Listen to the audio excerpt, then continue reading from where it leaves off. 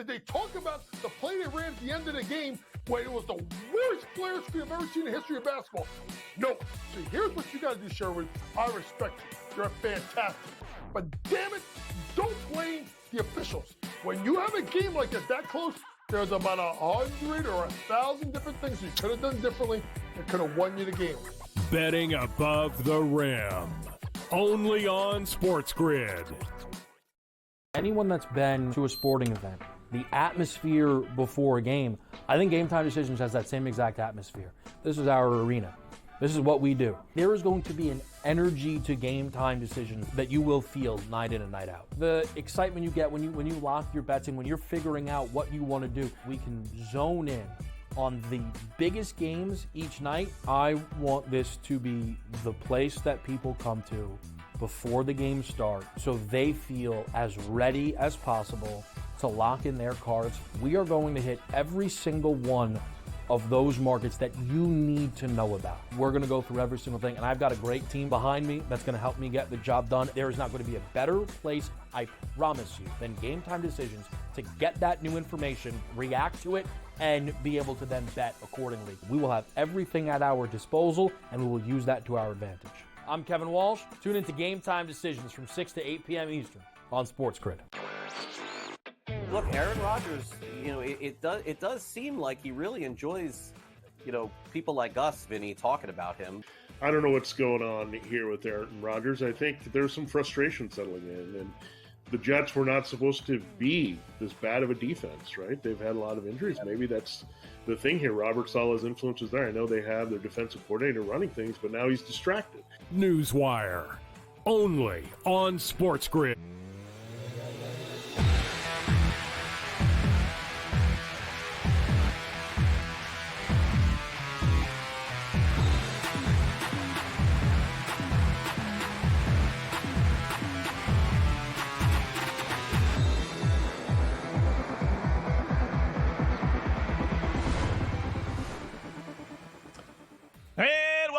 It's InGame Live Game Day here on the grid. Scott Wetzel, Dave Sharapan for the next 2 glorious hours, right up until 10 p.m. Eastern Time. Perhaps a funeral for the New York Stankies. Dodgers going for the sweep. We got a great betting system in play in the NBA with a flower bloom in Pittsburgh on the ice. And some college football as well, as we rock a little college football outfit there with Mr. Penn State himself. Number 3 in the nation. Not bad. Very nice. Very nice. How are you today, Dave? You know I'm good. It's Penn State, Ohio State week. You're wearing red. Despite the fact that you are wearing red, we can still talk at least for the next 2 hours. But I'm seeing red. I am so fired up for this game. All right. This is the one that just for years out here in Vegas – the Ohio State Buckeyes have had the Penn State Nittany Lions number, and I've had to sit at work and sit in a book and have people celebrating and, stomping on them and all this other stuff, covering the spread. So I was going to come in. I mean, it's nighttime in Pittsburgh behind me, and the obvious choice was to, because I wore the Steelers stuff yesterday on the air, I would just slept in it because the Steelers are 6-2, and they have a quarterback now. Russell Wilson's got everything settled, under control. Yes, they have a very difficult schedule. We're not talking about that yet. It's fine, okay? Even the Pitt Panthers are undefeated, somehow catching 7 against SMU. Yeah. And everybody keeps telling me that SMU is going to crush them. Maybe they will, maybe they won't. But, man, oh, man, I can't wait. I can't wait, all right? The Navy stuff goes well together with the Navy-Yankee stuff. And it is Game 4. You called it a funeral. Man, I love baseball, Scott. I really, really do. But I don't know if I want to see this anymore. I feel like I'm watching the movie Tin Cup, and I'm watching him put another ball down and hit it in the water again, and hit it in the water again. Only Aaron Judge couldn't hit water if he fell out of the boat. Like, it's just not happening. This is the trend. Dodgers won the last 5 World Series games. Okay. Trend. Yankees hitting 186 in the World Series at 4 for 20 with runners in scoring position. Boy, I can't wait to hear Zinno come on in an hour and talk about this. Is it over? What's what? I don't mean over the total. I mean, is it over? Right. Yeah. I hope not. I hope yes, I do. But I do have a bunch of props that are in line to win. that, with a few more games, I might actually get there, whether it's the RBIs, whether it's the 6 home runs for Freddie Freeman. I do have a Freddie Freeman MVP Yes, you do. ticket that's all ready to cash at 33 to 1. Cha-ching, cha-ching. How about that? But I do have a little bet on the series to go at least 6 games, too, at minus 180. So, if the Freeman thing cashes for me personally, I basically break even out of all the other losses that I have because I put the black cloud on the Stankies. So I got a big number on the Stankies. You got to take one for the team every once in a while. So I took one for the team. I bet them to win the series. I bet them after they lost game 1. I bet them again after they lost game 2. Oh, boy, I didn't bet them. Well, I did bet them in a little parlay tonight as well, but not to win the series. So, put it all together, and any kind of luck, I break out even. There are some props I do like, though. Today. We got our first pitch here in about 6-7 minutes. So let me throw these out there and get your thoughts. I don't get this one at all. FanDuel offers a head-to-head bases versus bases. So how many bases your guy gets versus the next guy, right? Kind of like with golf, head-to-head, right? They got Soto plus 110 against Aaron Judge. Wow. I mean, Judge, as you said it, that's a great analogy. I didn't think about that, but that's a great. It's like watching what's his face there put the ball down and keep on hitting every time you see Judge bat. I mean, it's an uneasy, like, oh my God, you feel bad for the poor dude, right? So how are you getting Soto plus 110 in a head-to-head with bases? I would have to question whoever made that number because I don't know what they're seeing that would make Judge a favorite over anybody. I mean, anybody Well, I mean, maybe one or two guys also in the Yankee lineup, but I would make him a favorite over anyone in the Dodger lineup for total number of bases. Maybe the fact that if Judge runs into one, it's going to be a home run, and maybe Soto is going to get a double or, maybe a couple singles. I don't know. But I'm looking at it, and I'm going, all I've been thinking about after Friday, we did the show, we got off the air, and the Yankees were winning. And I said, we got ourselves a series. Cole is dealing. Why did Boone take him out? I don't know. I thought I'd just let him go. This would be one of those ones we talk about for years. You give your ace the ball, forget the analytics, forget the bullpen. I got my guy that I paid to be in this spot doing what he's supposed to be doing. And the Yankees are going to win it. And Freeman comes up and hits that home run. And the first person I think of, well, one is my daughters because they were so excited that the Dodgers won. But two, I thought of Scott Wetzel in 33 to 1 in the ticket. Yes. And Vincenzo's texting, I'm like, this is great. So 33 to 1 with the magic of television right there. Now the number is what? Minus 1,900. You got to lay 19 to win 1. I don't even want to jinx it. And that's why I don't want to see a game 5 because I don't know what has to happen tonight for anyone else on the Dodgers to win the MVP. So listen, 33 to 1.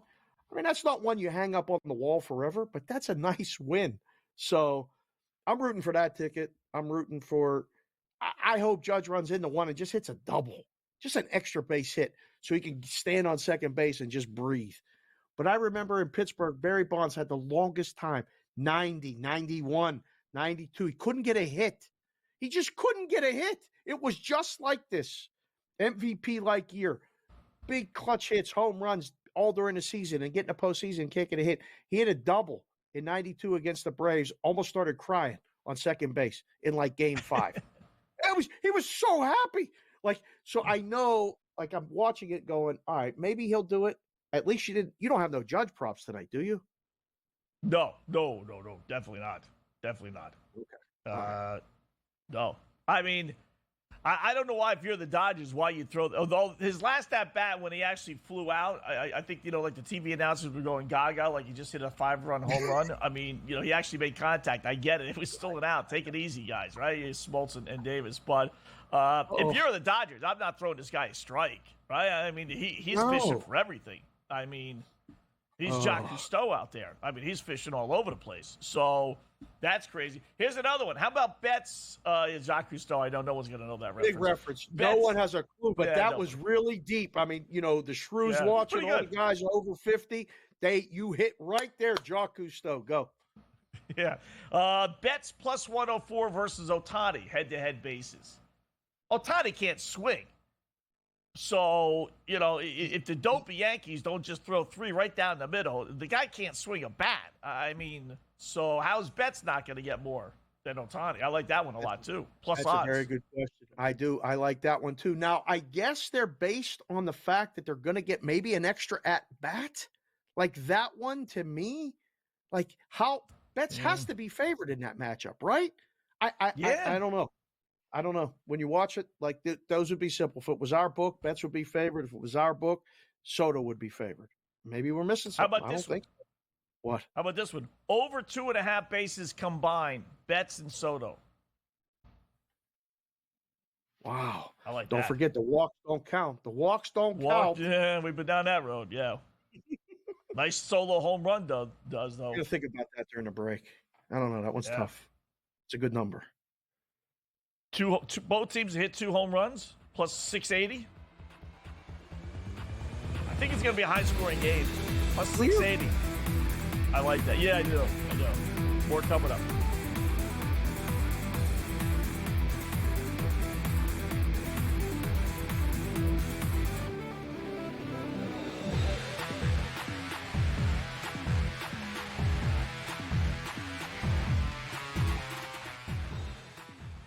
So my team didn't win this weekend, but I still did with this app that's taking over the game. Sports Millions Pick'em lets you make quick and easy predictions. Pick your favorite players, go higher or lower, and you can still win big even if your team loses. Plus, the multiplier is insane. With just a few picks, you can win big money.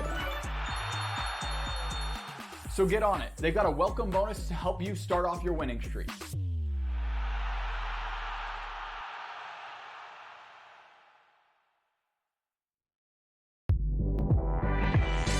Did they talk about the play they ran at the end of the game when it was the worst player screen I've ever seen in the history of basketball? No. So here's what you got to do, Sherwood. I respect you. You're fantastic. But damn it, don't blame the officials. When you have a game like this that close, there's about 100 or 1,000 different things you could have done differently that could have won you the game. Betting above the rim. Only on SportsGrid. Anyone that's been to a sporting event, the atmosphere before a game, I think Game Time Decisions has that same exact atmosphere. This is our arena. This is what we do. There is going to be an energy to Game Time Decisions that you will feel night in and night out. The excitement you get when you lock your bets in, when you're figuring out what you want to do, we can zone in on the biggest games each night. I want this to be the place that people come to before the games start so they feel as ready as possible to lock in their cards. We are going to hit every single one of those markets that you need to know about. We're going to go through every single thing, and I've got a great team behind me that's going to help me get the job done. There is not going to be a better place, I promise you, than Game Time Decisions to get that new information, react to it, and be able to then bet accordingly. We will have everything at our disposal, and we will use that to our advantage. I'm Kevin Walsh. Tune into Game Time Decisions from 6 to 8 p.m. Eastern on SportsGrid.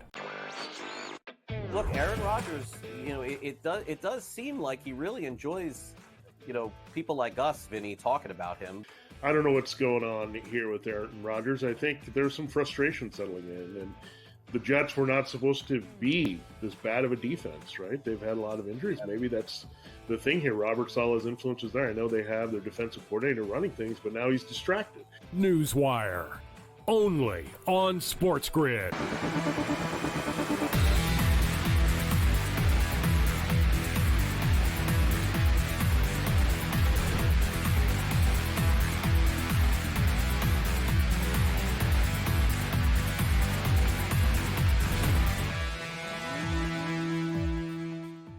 All right, welcome back InGame Live. Game day here on the grid. Scott and Dave for the next hour, 45 minutes. Get set for World Series Game 4.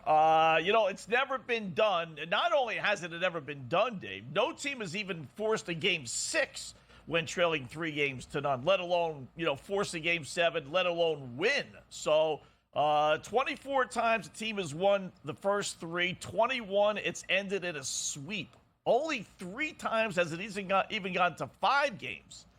So that said, Are we going to get at least a game 5? You can lay. I mean, who wants to lay 20-1 to win anything, right? But Dodgers are only 20-1 to win it all. Wait, when? The Yankees, you mean? The Yankees are only 20-1. Oh, Freddie my Freeman. goodness. Hit the horn. Hit the horn.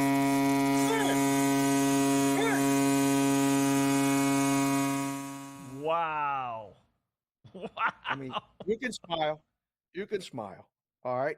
Freddie Freeman just hit a 2-run home run in the first inning. Okay. We showed the graphic, the before the World Series. We showed it after. Hopefully, this is worthy of a clip to tell everybody you did it before the series started. We signed off on it. And my goodness gracious, I mean, it has to be done tonight. I don't want anything to happen. Don't get hurt. Like, enough. You talk about a guy zoned in.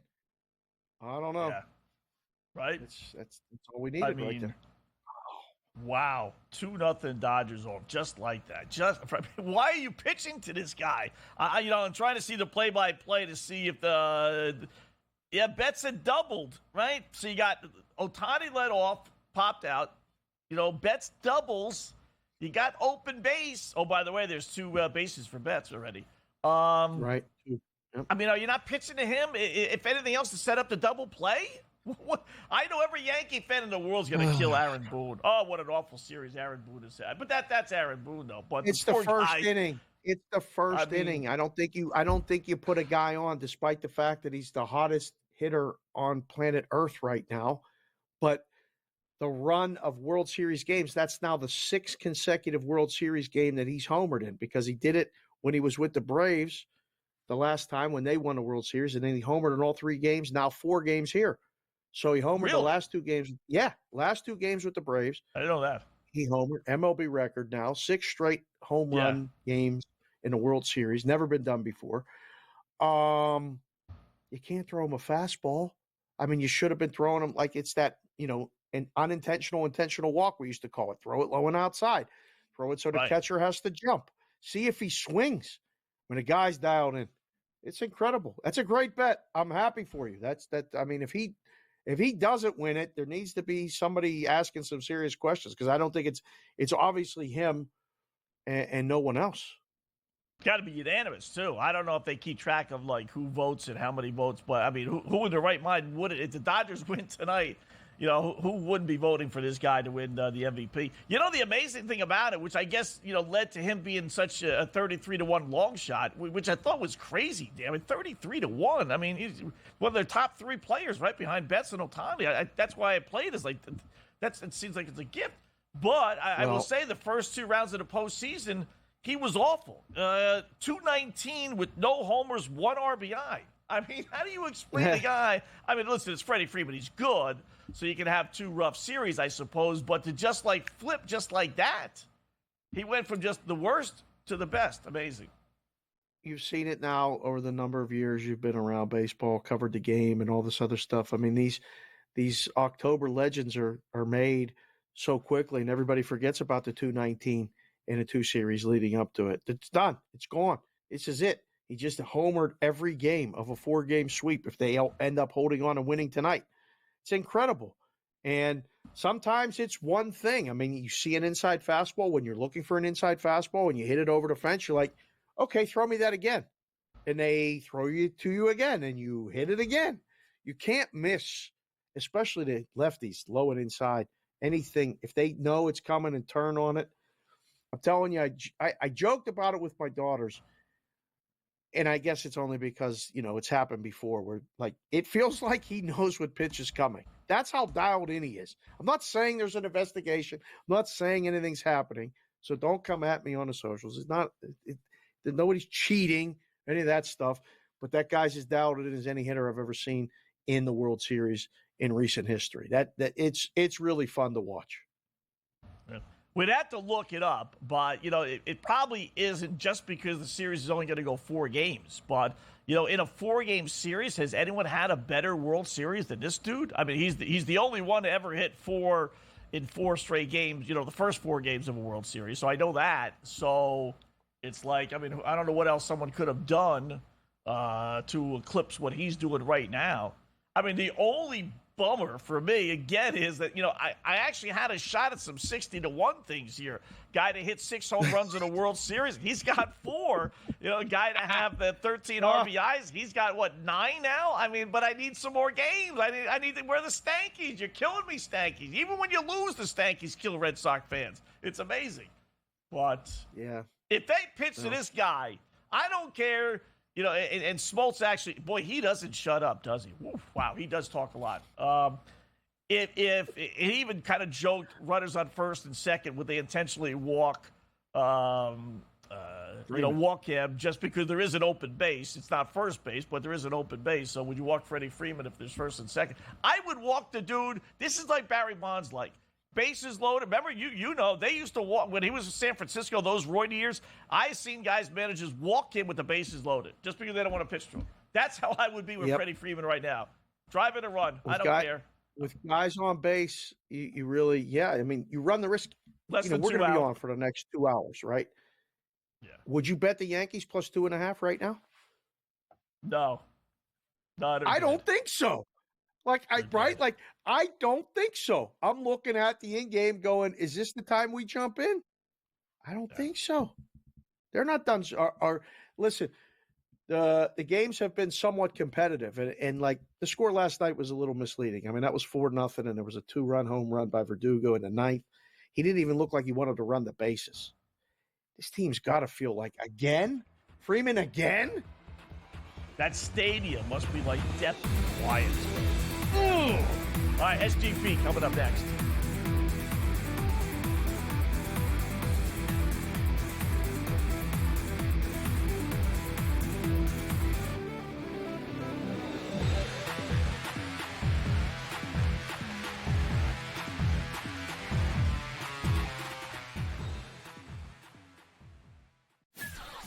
That kid on the 2-point conversion play was wide open on the right side of the end zone, and the kid threw it about 15 rows over his head. People crystallized Georgia and Alabama. They put them on the shelf above everyone else, and they're just not there this year. I thought the kid Beck was great on Saturday, but they barely beat Mississippi State, who is porous. Pharrell Coast to Coast, only on SportsGrid. Anyone that's been to a sporting event, the atmosphere before a game, I think Game Time Decisions has that same exact atmosphere. This is our arena. This is what we do. There is going to be an energy to Game Time Decisions that you will feel night in and night out. The excitement you get when you lock your bets in, when you're figuring out what you want to do, we can zone in on the biggest games each night. I want this to be the place that people come to before the games start so they feel as ready as possible to lock in their cards. We are going to hit every single one of those markets that you need to know about. We're going to go through every single thing, and I've got a great team behind me that's going to help me get the job done. There is not going to be a better place, I promise you, than Game Time Decisions to get that new information, react to it, and be able to then bet accordingly. We will have everything at our disposal, and we will use that to our advantage. I'm Kevin Walsh. Tune into Game Time Decisions from 6 to 8 p.m. Eastern on SportsGrid. Look, Aaron Rodgers, it does seem like he really enjoys, people like us, Vinny, talking about him. I don't know what's going on here with Aaron Rodgers. I think there's some frustration settling in, and the Jets were not supposed to be this bad of a defense, right? They've had a lot of injuries. Maybe that's the thing here. Robert Saleh's influence is there. I know they have their defensive coordinator running things, but now he's distracted. Newswire, only on SportsGrid.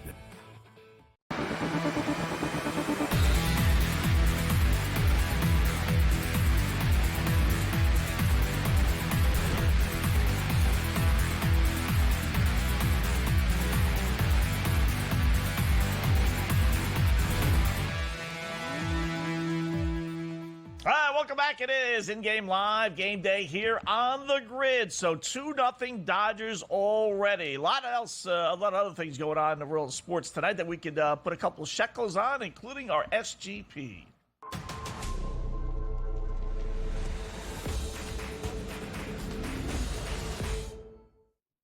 No, we had a nice little run doing baseball, picking Freddie Freeman, MVP and everything. But as far as hockey plays for me, last night's San Jose, Utah game summed it up. In case you missed it, I got the Utah Utes, Utah Coyotes, whatever they're calling themselves these days. Regulation win against stinking god-awful biggest waste of human flesh and hockey uniforms west of the Mississippi, San Jose.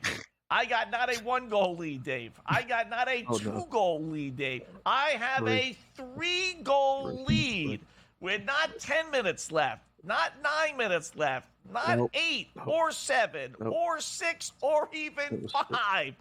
I got a 3-goal lead with 4.5 minutes left. Oh, yeah. Oh, God. Yeah. And San Jose comes back and wins in overtime. Is this the Black Cloud segment? Is this Black Cloud? It really should be. Is this the opposite picks segment? This is the I'm Polish, German, Irish, Italian. I'm going to go right back against San Jose because I'm stubborn as a mule. Get him, Wetzel! Give me the LA Kings, minus 190 to win in regulation against San Stinking Jose. Give me the Kings over 3.5 goals. Give me over 1.5 goals first period. Throw in both teams to score, and no goal, though, first 5 minutes.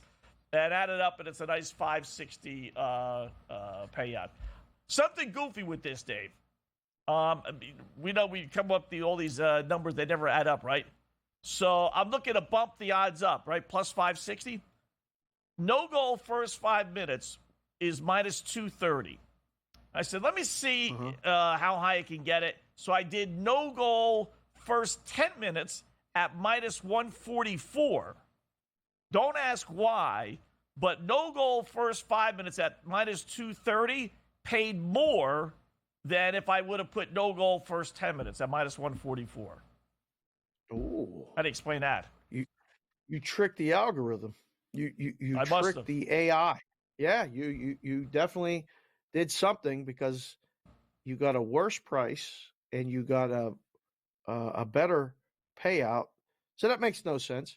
I can tell you that right now, just putting that in a parlay calculator. That should not be the case. But you are stubborn. I mean, we do the shows together every Tuesday, Wednesday, and Friday right here, InGame Live. That sounded a lot like the Black Cloud. That sounded a lot like the award-winning Friday opposite pick segment. That, again, how did that do, by the way, over the weekend? Did it do okay? 5-2. It's unbelievable. 5-2 with that bunch of I'll keep it clean, garbage teams. We went 5-2. I knew it. I knew it was going to be a winning week for the opposite picks. This one's going to leave a mark if this doesn't hit. I don't know what part of this doesn't hit. Like, are we going to get a low-scoring, tight game in San Jose where you don't get the 3.5 goals? I don't think so. Are the Kings going to win? Yes. The only way, and again, we have to think about this just to prepare ourselves as gamblers. A lot of times when you really like a bet, you're thinking about all the ways you can win. But you've done this long enough to know I need to look at the ways I can lose too. This thing could be tied, say 3-3, and go into overtime, and the Kings win. And you don't win the bet because you got the regulation. Because you don't want to lay the minus 300 that you have to lay on the money line. I totally understand that. You don't want to lay the puck line in this situation because you still have the little, the scratches and the wounds that you're licking from last night and cleaning up and everything. So you don't want to lay a goal and a half. I totally get it.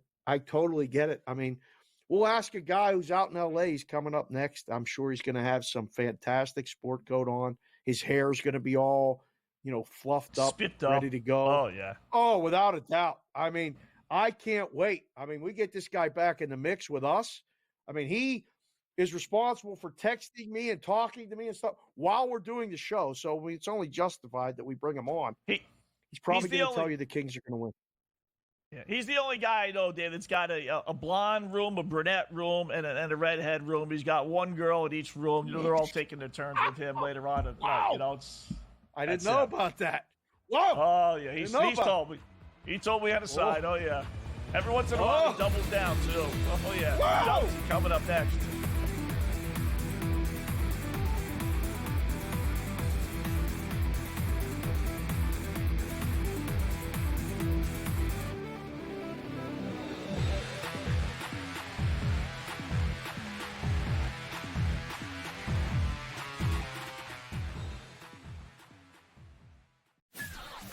That kid on the two-point conversion play was wide open on the right side of the end zone, and the kid threw it about 15 rows over his head. People crystallized Georgia and Alabama. They put them on the shelf above everyone else, and they're just not there this year. I thought the kid Beck was great on Saturday, but they barely beat Mississippi State, who is porous. Pharrell Coast to Coast, only on SportsGrid. Anyone that's been to a sporting event, the atmosphere before a game, I think Game Time Decisions has that same exact atmosphere. This is our arena. This is what we do. There is going to be an energy to Game Time Decisions that you will feel night in and night out. The excitement you get when you lock your bets in, when you're figuring out what you want to do, we can zone in on the biggest games each night. I want this to be the place that people come to before the games start so they feel as ready as possible to lock in their cards. We are going to hit every single one of those markets that you need to know about. We're going to go through every single thing, and I've got a great team behind me that's going to help me get the job done. There is not going to be a better place, I promise you, than Game Time Decisions to get that new information, react to it, and be able to then bet accordingly. We will have everything at our disposal, and we will use that to our advantage. I'm Kevin Walsh. Tune into Game Time Decisions from 6 to 8 p.m. Eastern on SportsGrid. Look, Aaron Rodgers, it does seem like he really enjoys, people like us, Vinny, talking about him. I don't know what's going on here with Aaron Rodgers. I think there's some frustration settling in, and the Jets were not supposed to be this bad of a defense, right? They've had a lot of injuries. Maybe that's the thing here. Robert Saleh's influence is there. I know they have their defensive coordinator running things, but now he's distracted. Newswire, only on SportsGrid.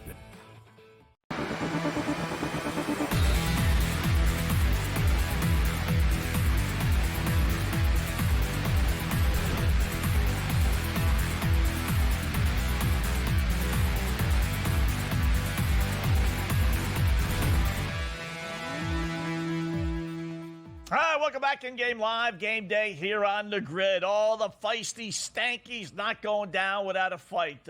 Giving up a 2-run homer to Freddie Freeman top of the first. They got 2 on and 1 out bottom of the first inning, which means Judge either got up or is up. I'll let you know. But Dodgers minus 162, over under 10.5. Let's bring in our guy Dubsy, Dubs Anderson here. Watch him on FanDuel TV, joining us now for a couple of seconds. Going to be riding the ponies this weekend with the Breeders' Cup, and we'll get some winners from them. What's going on, Dubsy? Looking pretty good there, my friend. How are you? Mate, why'd you say we get some winners from him like there was a bit of a question mark? That's all we're dishing out here, opposite picks. It was the Sports Equinox yesterday. We're running it back, and, we got a big weekend for the ponies, the Breeders' Cup. I know Sharapan's getting ready to get in the mix there as well, but I tell you what, proud West Coastian or whatever you want to call it, being out here in Los Angeles. Yesterday, I was stupid enough to go after the Equinox. All New York teams, all East Coast teams went 0 for 4, boys. So I'm looking for a big bounce back. I said I'd never go near the pinstripes. I said this World Series would be a done deal. They're down 2-0 in the first, and guess what? I've got a Yankees ticket for tonight. So that's how my Tuesday's looking. Oh, wow. Okay, Dub's best bet. There it is. Right best there. bet, the Yankees. There it is. All right, Yankees. So, it's okay. It's only the first inning, Dubs. And one, it's great to see you. Two, yes, you'll definitely have to give us the horse plays, at least for Friday, if nothing else. But what else in the baseball tonight, if you had the Yankees, can we look for maybe a different way to get to the window? Dubs, what else you got tonight? Mate, I feel like it's got to be the overs. Regression to a means. I know it's a tough angle to throw in the mix. Game 4 of a World Series, but I really think the bats are going to light up eventually. They cannot go missing like we've seen from the big fella Aaron Judge. Juan Soto get in the mix. A little Jazz Chisholm, if you will. They're mixing up the order.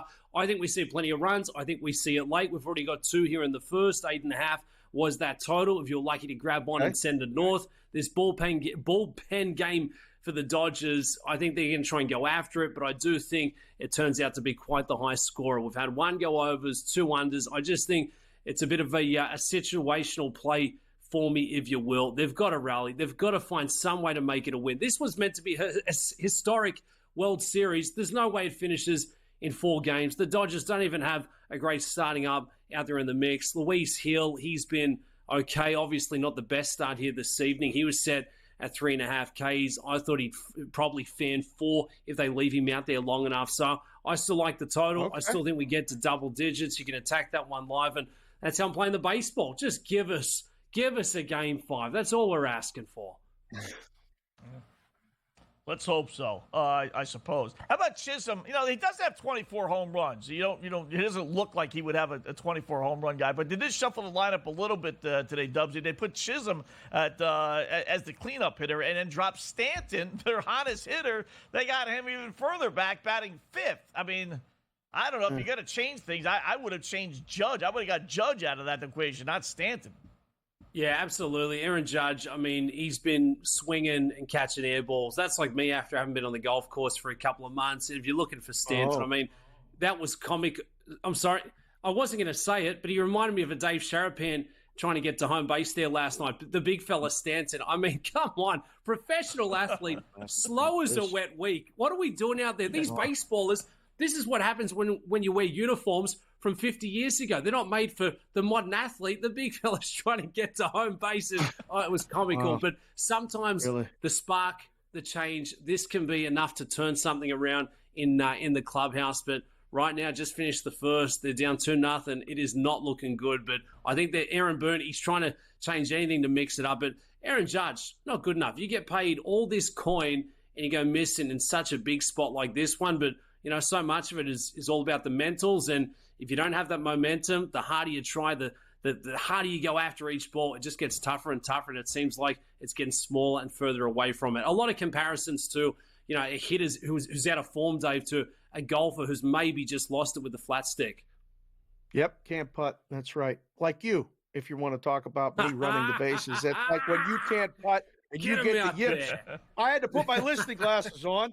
When you start doing that, you've seen the Cavs in person. I can still run as long as I stretch. Wetzel, actually, he still runs, referee in basketball all the time.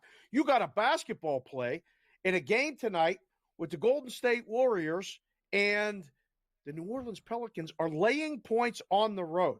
I'll say that out loud again. The New Orleans Pelicans are laying points on the road. Dubsy, what's your Dubs' best bets for this one, Dog's Breakfast?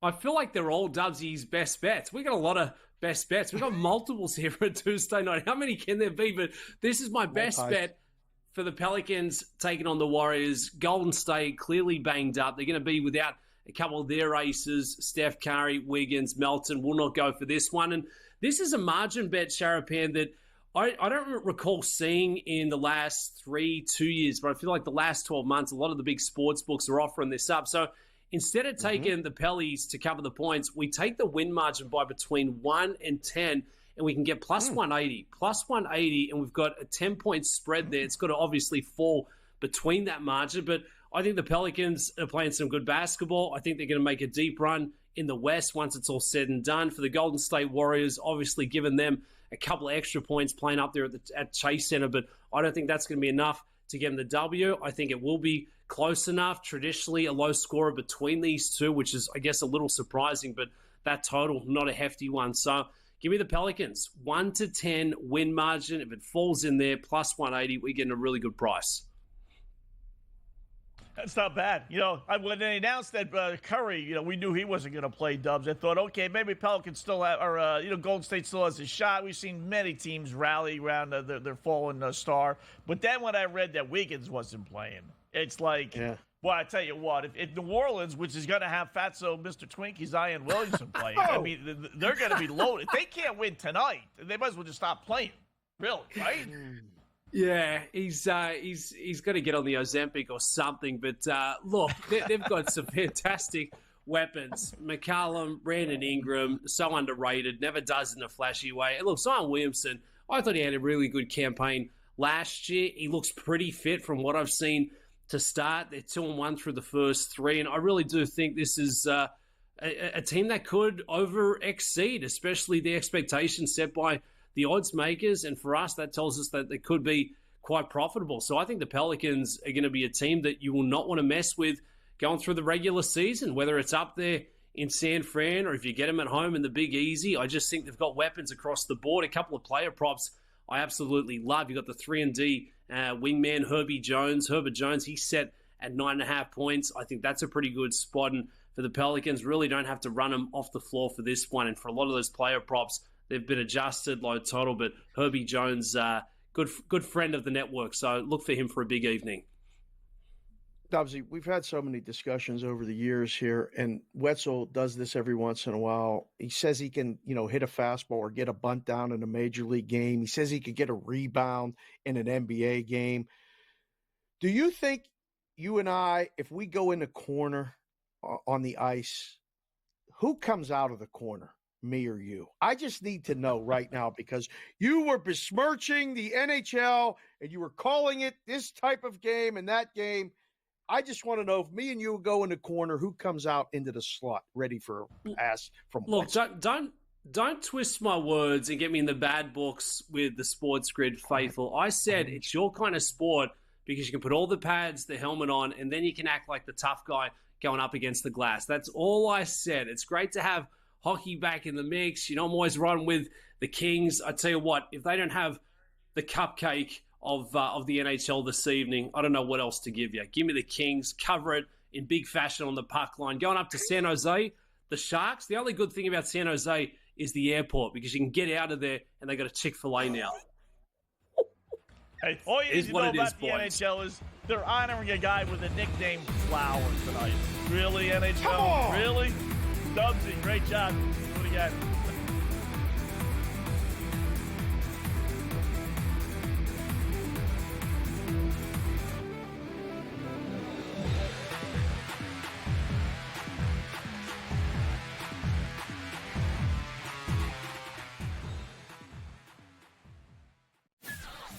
That kid on the two-point conversion play was wide open on the right side of the end zone, and the kid threw it about 15 rows over his head. People crystallized Georgia and Alabama. They put them on the shelf above everyone else, and they're just not there this year.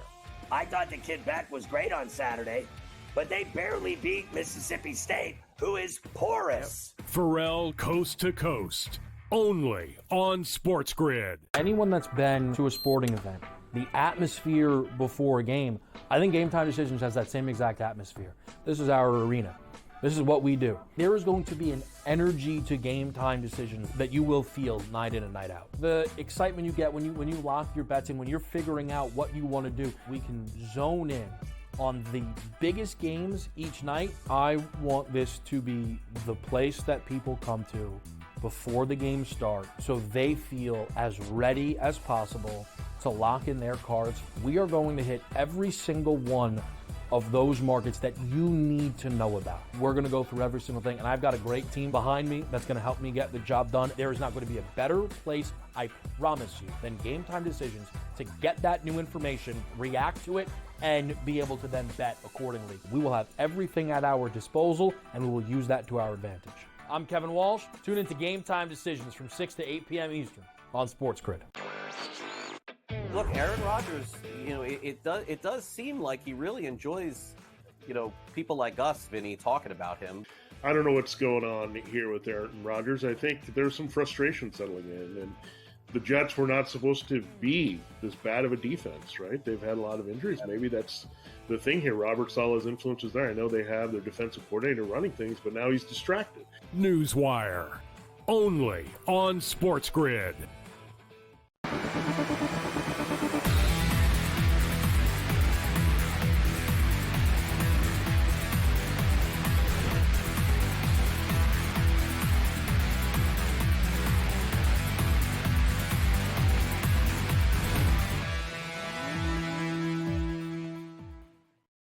All right, welcome back. It is InGame Live Game Day here on the Grid. Thanks again, Dubs Anderson, for joining us. He's always fun to talk to. Former guy here, now over at FanDuel, but always a friend to the program. So, baseball, back to that. Although, let's say I do love the New Orleans pick. I don't even know if I would risk winning by just 10 or less, to tell you the truth, at plus 180. I don't. How are the Warriors going to win tonight without the two best players? It's crazy. So, bottom two, Dodgers 2-0 over the Stankies, so at least LA didn't score any more in the top of the second. But the Yanks got to respond. Judge, by the way, walked. The Judge walked and Soto walked. Okay. So they had 2 on with less than 2 out, but they couldn't score. So bottom second they bat, getting plus 164. Over-unders at 8.5. How many pitches the Dodgers going to use? There should have been a bet on FanDuel and these other sites, right? How many? This is a bullpen by committee game day for the Dodgers. How about like an over/under? What would they be like? Maybe 8? I bet the Dodgers go through 8-9 pitches tonight. I would have said. Literally. I would have said 6. My number would have been 6. If you were going to ask him, I'd have said 6 over. Really? Yeah. You're going to use 6 different pitchers? Yeah. No one's going to go more than 2 innings? No. I mean, no. Wow. Okay. I don't think so.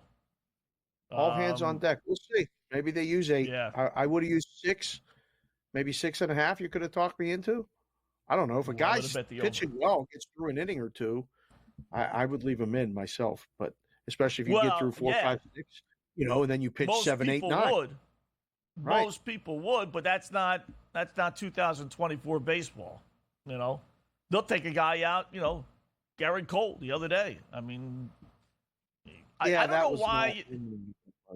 I don't know why they do. They take, and I don't know if it was Smoltz or someone on TV may have said this, and it's true. They take the starting pitcher out, Dave, because they don't want him to face the batting rotation for the 3rd time. All the numbers say, take him out before they face him 3rd time, right? But when you bring in the pitchers in a series every single day, by the time you get to game 4 and 5, you've seen those relievers 4 times already. Correct. So what's the difference, right? I mean, I agree with you baseball. 100%. If you train the batter's eye by showing them a pitcher that you don't normally see twice within 2 days, like 24 hours, you get 2 at-bats against a guy. The batters are so good now, and the technology is unbelievable. You can watch every pitch of every at-bat from 6 different angles. You know what you saw while you were in the box, and you can see this. The adjustments are made like in the dugout between at-bats. It's a different world, and, maybe you change the pitcher. I just know when I'm sitting there and I'm watching a guy and he's dealing, and everyone in the dugout breathes a sigh of relief if I take him out, I leave him in. Like the Dodgers were like, all right, they're taking Cole out. Let's go get this guy. Changes your whole mentality. So I don't know. It's still 2-0. Yankees didn't cash in again when points on the road early in the NBA season. Not a big fan. I know in the book we used to just be like, all right, good, let them lay it. Need the dog. Did you look at the college football slate? Because it's in there right now to talk about. Give me what you got, because I didn't even realize there were games. I thought it's Tuesday. We don't have it. We have it. What do you got?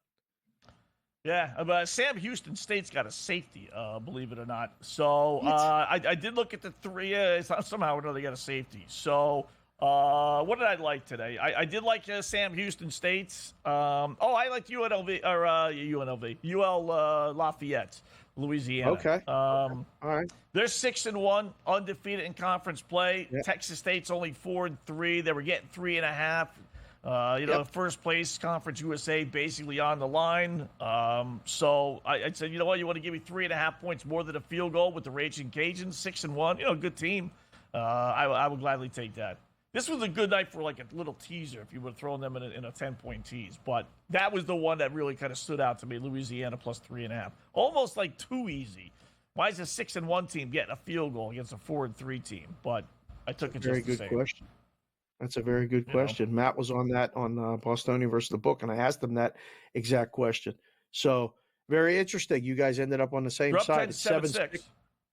Yep, 7-6, 3.5 minutes left in the first half. So we'll keep an eye on that one. That'll be interesting. The NHL, boy, That I have flipped the pretty Rangers quickly from 3.5 point dogs to 3.5 point favorites. 3.5 point I think the favorites, boys in Vegas knew they made a mistake with that line. Gave a little too much it's credit not for home bad. field advantage, I guess. Maybe. I can't stop watching this NHL game between the Rangers and the Capitals in-game. It's 4-3 Capitals. 15 minutes left in the second period. I mean, you want to talk about what's the in-game now? 10.5. 10.5. 10.5. And it's not bad. You got 7 already. Right? Yeah. So, I mean, let's use the horn tonight Vincenzo, on anything New York happening, whether it's because New York had a rough day yesterday. Dubsy mentioned it.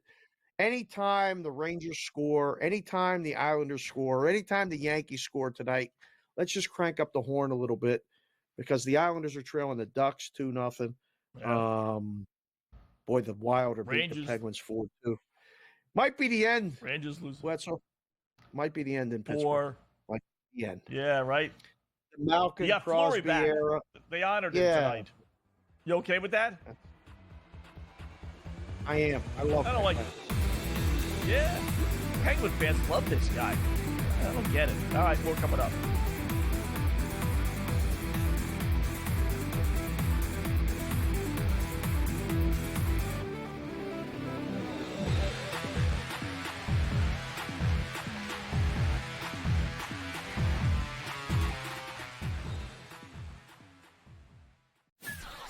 That kid on the two-point conversion play was wide open on the right side of the end zone, and the kid threw it about 15 rows over his head. People crystallized Georgia and Alabama. They put them on the shelf above everyone else, and they're just not there this year.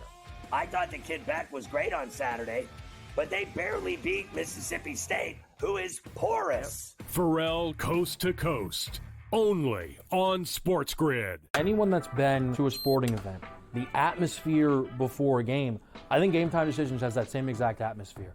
This is our arena.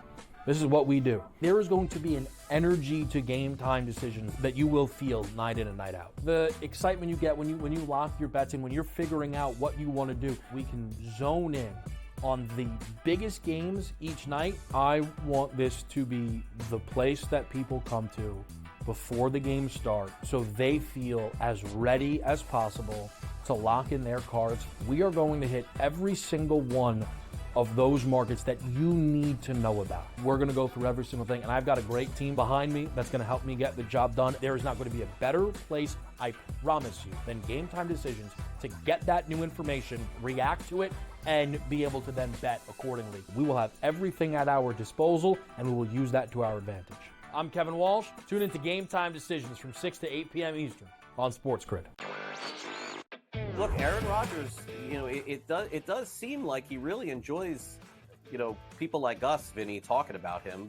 I don't know what's going on here with Aaron Rodgers. I think there's some frustration settling in, and the Jets were not supposed to be this bad of a defense, right? They've had a lot of injuries. Maybe that's the thing here. Robert Saleh's influence is there. I know they have their defensive coordinator running things, but now he's distracted. Newswire, only on SportsGrid.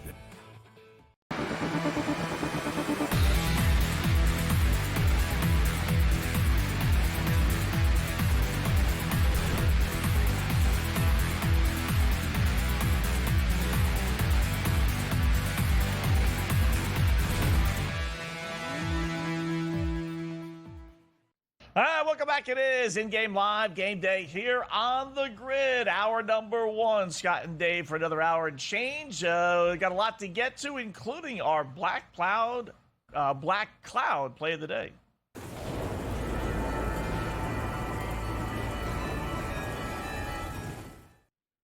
All right, now I made this choice before I realized Andrew Wiggins wasn't playing for Golden State, but I'm going to stick to my guns because I still believe in the same kind of philosophy. So it's going to be a rare NBA under point total. Buddy Hield for Golden State, under 17.5. The dude averages 19.5, and they're giving you 17.5. So right away, the boys in Vegas are trying to sucker you in, right? They're begging for overplays. Don't do it. Here's why. You would think, right? Most people, the casual loser, thinks, okay, no Steph Curry, no Andrew Wiggins. Someone's got to pick up the slack. So let's go Buddy Hield. He's pretty good, right? Yeah, but we've seen enough of Buddy Hield to realize that he's only pretty good when he's the third, fourth option. Now he's the first option, which means all the attention defensively is going to be on Steph Curry. No, not playing. Andrew Wiggins? No, not playing. Who's next in line? Buddy Hield.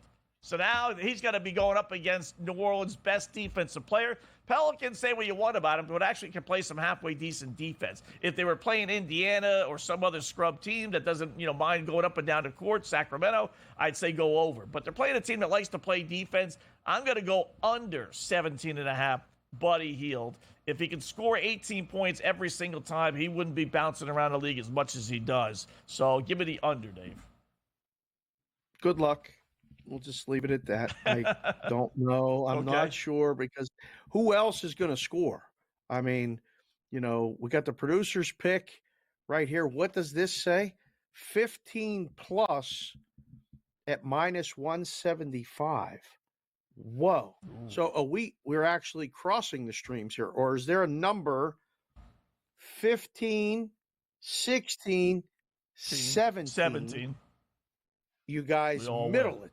We do it right. We get a in-game live game day middle opportunity for the producers. It could happen. That sometimes, listen, you do this enough, you watch it enough, you guys at home, you're betted enough. I've seen it now for, since really the props really became a big part of this business. They fall around the number more often than they don't. It's a half here, a point here, a rebound here. So, hey, I'll be waiting for the text later when you're riding the train home. Well, you'll already be home when this happens.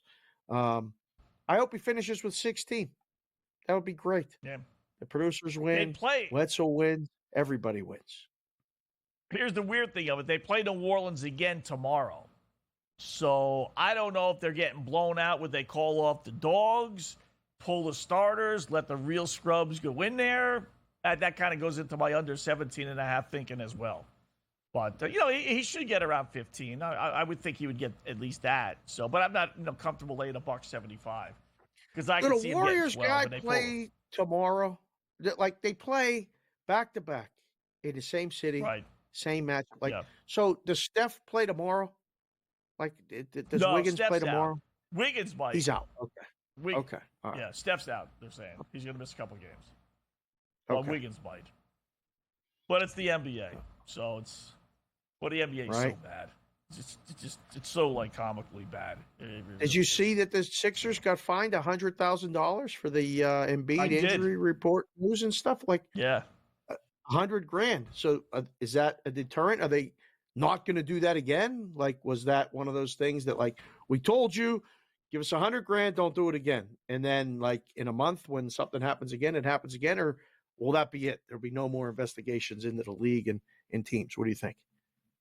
Well, it'll be the owner going to the GM or the head coach, whoever made the comment. Basically, they just said he's being rested, but they don't want, the league doesn't want that. They realize the league's, they got a problem on their hands about these star players not playing. So they're trying to pull the wool over the, fans' eyes by saying, well, these guys are really hurt. But when the head coach comes out and says, no, not really, we just don't want to, take any chances, So I think the owner, 100,000 is 100,000. I know these guys are billionaires, but it's going to be really, come on.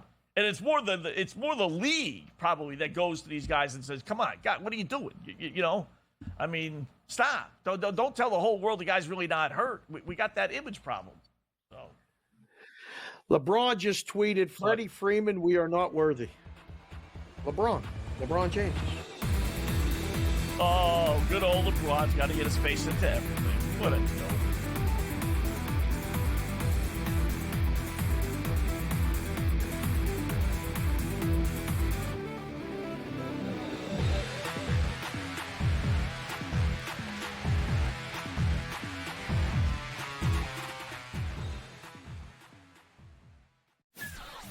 That kid on the two-point conversion play was wide open on the right side of the end zone, and the kid threw it about 15 rows over his head. People crystallized Georgia and Alabama. They put them on the shelf above everyone else, and they're just not there this year. I thought the kid Beck was great on Saturday, but they barely beat Mississippi State, who is porous. Pharrell Coast to Coast. Only on SportsGrid. Anyone that's been to a sporting event, the atmosphere before a game, I think Game Time Decisions has that same exact atmosphere. This is our arena. This is what we do. There is going to be an energy to game time decisions that you will feel night in and night out. The excitement you get when you lock your bets in, when you're figuring out what you want to do, we can zone in on the biggest games each night. I want this to be the place that people come to before the games start so they feel as ready as possible to lock in their cards. We are going to hit every single one of those markets that you need to know about. We're gonna go through every single thing, and I've got a great team behind me that's gonna help me get the job done. There is not gonna be a better place, I promise you, than Game Time Decisions to get that new information, react to it, and be able to then bet accordingly. We will have everything at our disposal, and we will use that to our advantage. I'm Kevin Walsh. Tune into Game Time Decisions from 6 to 8 p.m. Eastern on SportsGrid. Look, Aaron Rodgers, it does seem like he really enjoys, people like us, Vinny, talking about him. I don't know what's going on here with Aaron Rodgers. I think there's some frustration settling in, and the Jets were not supposed to be this bad of a defense, right? They've had a lot of injuries. Maybe that's the thing here. Robert Saleh's influence is there. I know they have their defensive coordinator running things, but now he's distracted. Newswire, only on SportsGrid.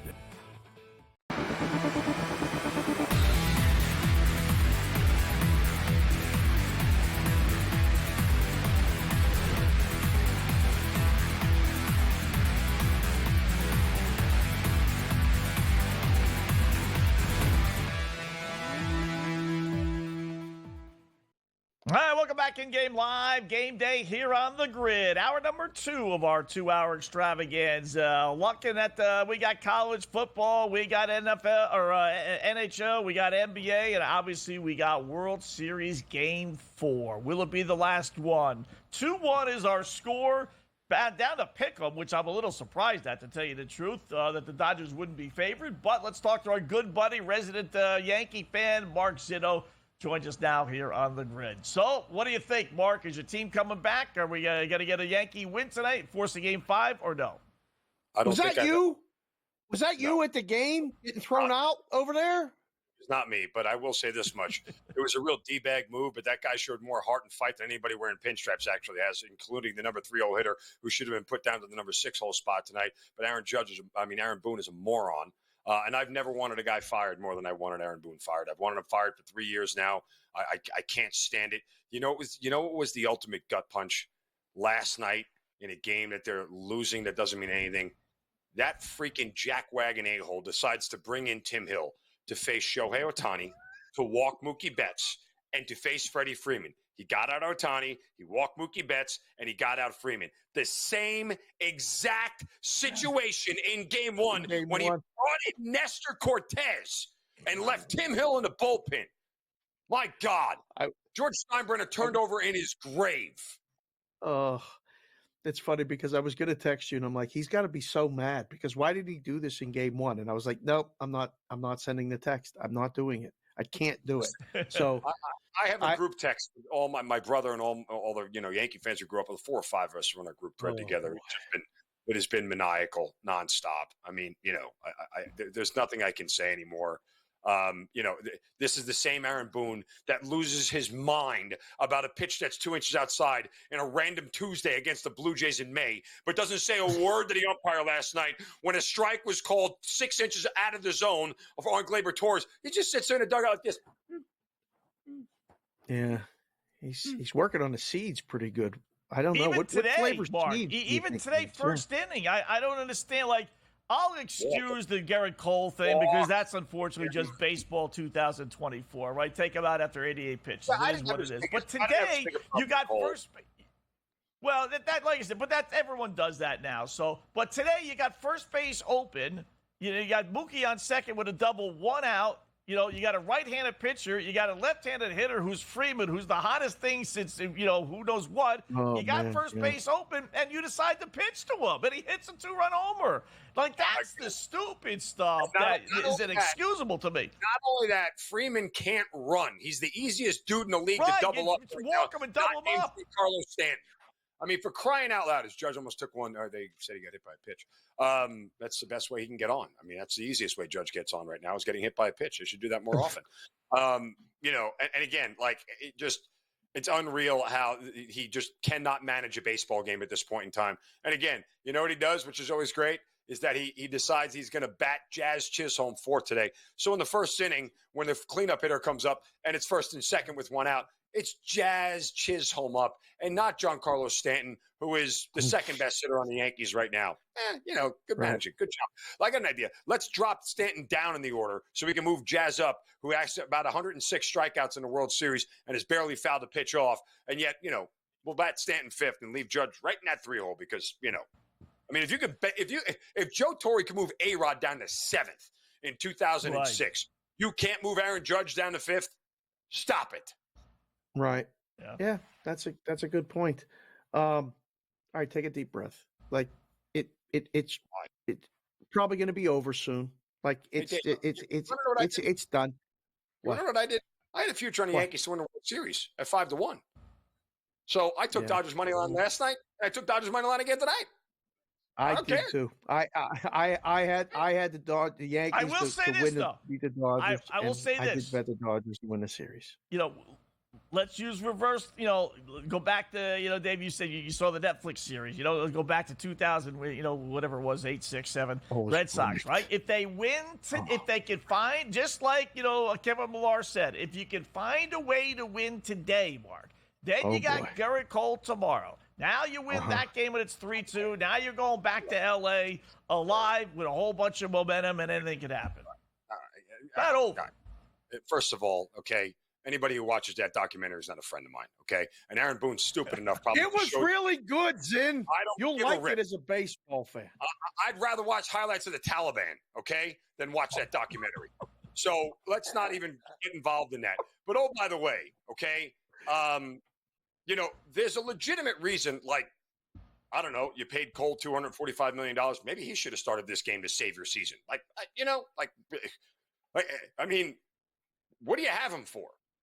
Would you pull him after 88 pitches for if you can't bring him back in a game to save your season? Yes. That's true. Again, guys pitched twice in the last 2 months till he's healed. Okay. Good thing. Same with Agnesio Cortez. I got an idea. Let's see if Ron Guidry's available for tomorrow. Maybe Andy Pettitte comes out of retirement. I got an idea. I don't think he's got any innings left in him. I think maybe, just maybe, we can call Roger Clemens. Oh, my God, Roger Clemens. Maybe we can bring him back. If we're looking for guys who haven't pitched in a while, why don't we at least get a good pitcher who hasn't pitched in a while? I got an idea. How about this? How about we call Aaron Rodgers? Because that looked like that hurt, actually. Stanton never looks like he gets hurt doing anything. He just got hit in the arm with a pitch. So now we get the bases loaded. Football tomorrow. The Jets are playing the Texans, and the Jets are favored Thursday, despite the fact. Oh, Thursday, yes. So Zin, we won't see you before then. Yep. What's going on? You got any thoughts, opinions there? Have you looked at any NFL after the weekend? Anything you want to kind of preview going forward? I got an idea. How about if your name is Aaron and you're a professional athlete or a manager in New York, you just get out at this point? Let's not try that because Judge, Boone, and Rodgers all stink, right? Just find a replacement at this point in time. So, no, look, it is incredibly odd and telling that odds makers have made the Jets a 2-point favorite in that game. Look, there's not – I don't think this entire season I will find a better teaser leg than the Texans +8 on Thursday night. Like, even if the Jets win the game, do you suppose they're winning this thing by margin? They can't get out of their own way. Like, without something like a defensive touchdown or a special teams touchdown that gives them a free 7 points, there is no way they win that game by 2 scores. Just not happening. Right. Like, the ultimate teaser leg is on Thursday night. What do you want to pair it with? I looked this week. Hold on, give me a second. I had one other leg that I looked at. It's Buffalo. Take them down to a pick at home against Miami, who they never lose. Yeah. Right? Yeah. That is weird. A 2-6 Jets team is favored over a 6-2 Houston Texans team.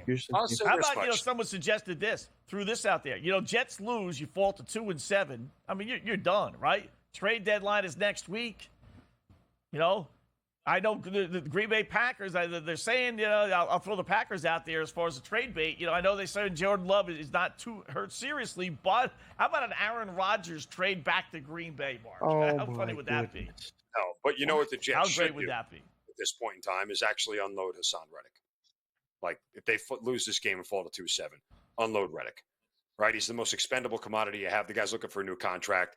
As of right now, he's cheap for teams because he's only got 1 year left on his deal. Right? That's the most. See if you can get a third or second round pick for him. At this point in time, that's all you can do. Like, that's the guy that you unload. Stanton walked anyway, by the way. But Okay. I don't know if the Jets start selling off pieces. They have to go down with the ship at this point in time. Penn State Saturday or no? Ranked versus ranked. Take the home team, especially if they're a dog. They cover it about 67% since 2020. So, I wouldn't lay it with Ohio State. Penn State kind of stuck it to me last week. Not really. Braden Locke stuck it to me. Let it go. No, because I lost money on it. Good job, Mark. Appreciate it. We're coming up in Game Live Game Day.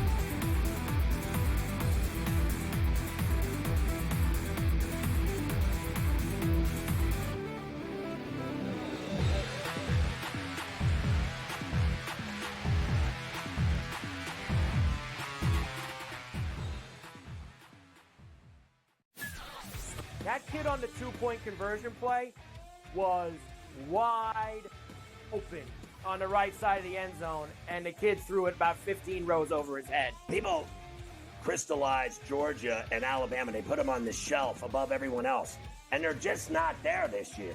I thought the kid Beck was great on Saturday, but they barely beat Mississippi State, who is porous. Pharrell Coast to Coast. Only on SportsGrid. Anyone that's been to a sporting event, the atmosphere before a game, I think Game Time Decisions has that same exact atmosphere. This is our arena. This is what we do. There is going to be an energy to Game Time Decisions that you will feel night in and night out. The excitement you get when you lock your bets in, when you're figuring out what you want to do, we can zone in on the biggest games each night. I want this to be the place that people come to before the games start so they feel as ready as possible to lock in their cards. We are going to hit every single one of those markets that you need to know about. We're going to go through every single thing, and I've got a great team behind me that's going to help me get the job done. There is not going to be a better place, I promise you, than Game Time Decisions to get that new information, react to it, and be able to then bet accordingly. We will have everything at our disposal, and we will use that to our advantage. I'm Kevin Walsh. Tune into Game Time Decisions from 6 to 8 p.m. Eastern on SportsGrid. Look, Aaron Rodgers, it does seem like he really enjoys, people like us, Vinny, talking about him. I don't know what's going on here with Aaron Rodgers. I think there's some frustration settling in, and the Jets were not supposed to be this bad of a defense, right? They've had a lot of injuries. Maybe that's the thing here. Robert Saleh. So my team didn't win this weekend, but I still did with this app that's taking over the game. Sports Millions Pick'em lets you make quick and easy predictions. So my team didn't win this weekend, but I still did with this app that's taking over the game. Sports Millions Pick'em lets you make quick and easy predictions. Pick your favorite players, go higher or lower, and you can still win big even if your team loses. Plus, the multiplier is insane. With just a few picks, you can win big money. So get on it. They've got a welcome bonus to help you start off your winning streak.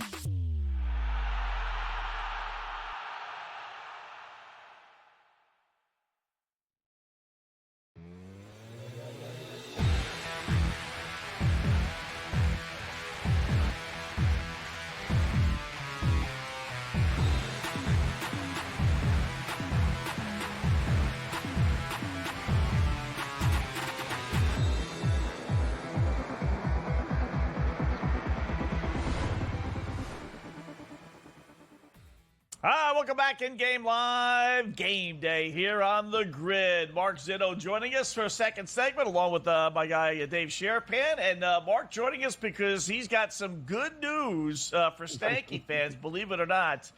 As after 2 outs, bases loaded, good old Mr. Volpe hits a grand slam off 99-year-old Daniel Hudson. And now the Dodgers, Mark, lead 5-2. How about that bottom of the third? Now laying 9-1, by the way. There's nothing better than when you see a pitcher know he made a mistake. I mean, Hudson missed his spot by about 6 inches inside, and Volpe just jumped on the first pitch. That thing hung like a Christmas ornament on the inner half of the plate, and Volpe crushed it into left field. So, hey, look, you know what's crazy? The Yankees have this thing called a lead. Oh, my God. First time since game 1. They have this thing called a lead. Right? Watch Boone panic and pull heel right now, knowing that you need bullpen arms for the rest of this series. Watch him panic. Right. Guy will get on and he'll pull heel right out of the game. There is no rest of the series if you don't get the game tonight. Exactly. You know that. So we got to leave him in as long as we possibly can, as long as he keeps this, as long as the Yankees have more runs than the Dodgers, he's pitching, right?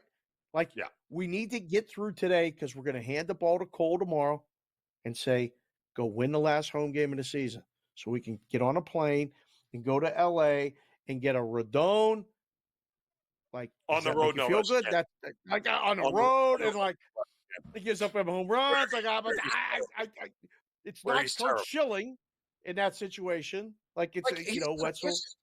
Here's the other part that you're like, okay, Garrett Cole better on the road than he is at home. Don't have a problem starting him game 1. Clark Schmidt better on the road than he is at home. Rodon better at home than he is on the road. Like, this isn't analytics, Aaron Boone. This is just simple Google. Like, just put in there home road splits, and you'll figure out where the better pitcher is. And yet, he puts Rodon in game 2 and Schmidt in game 3.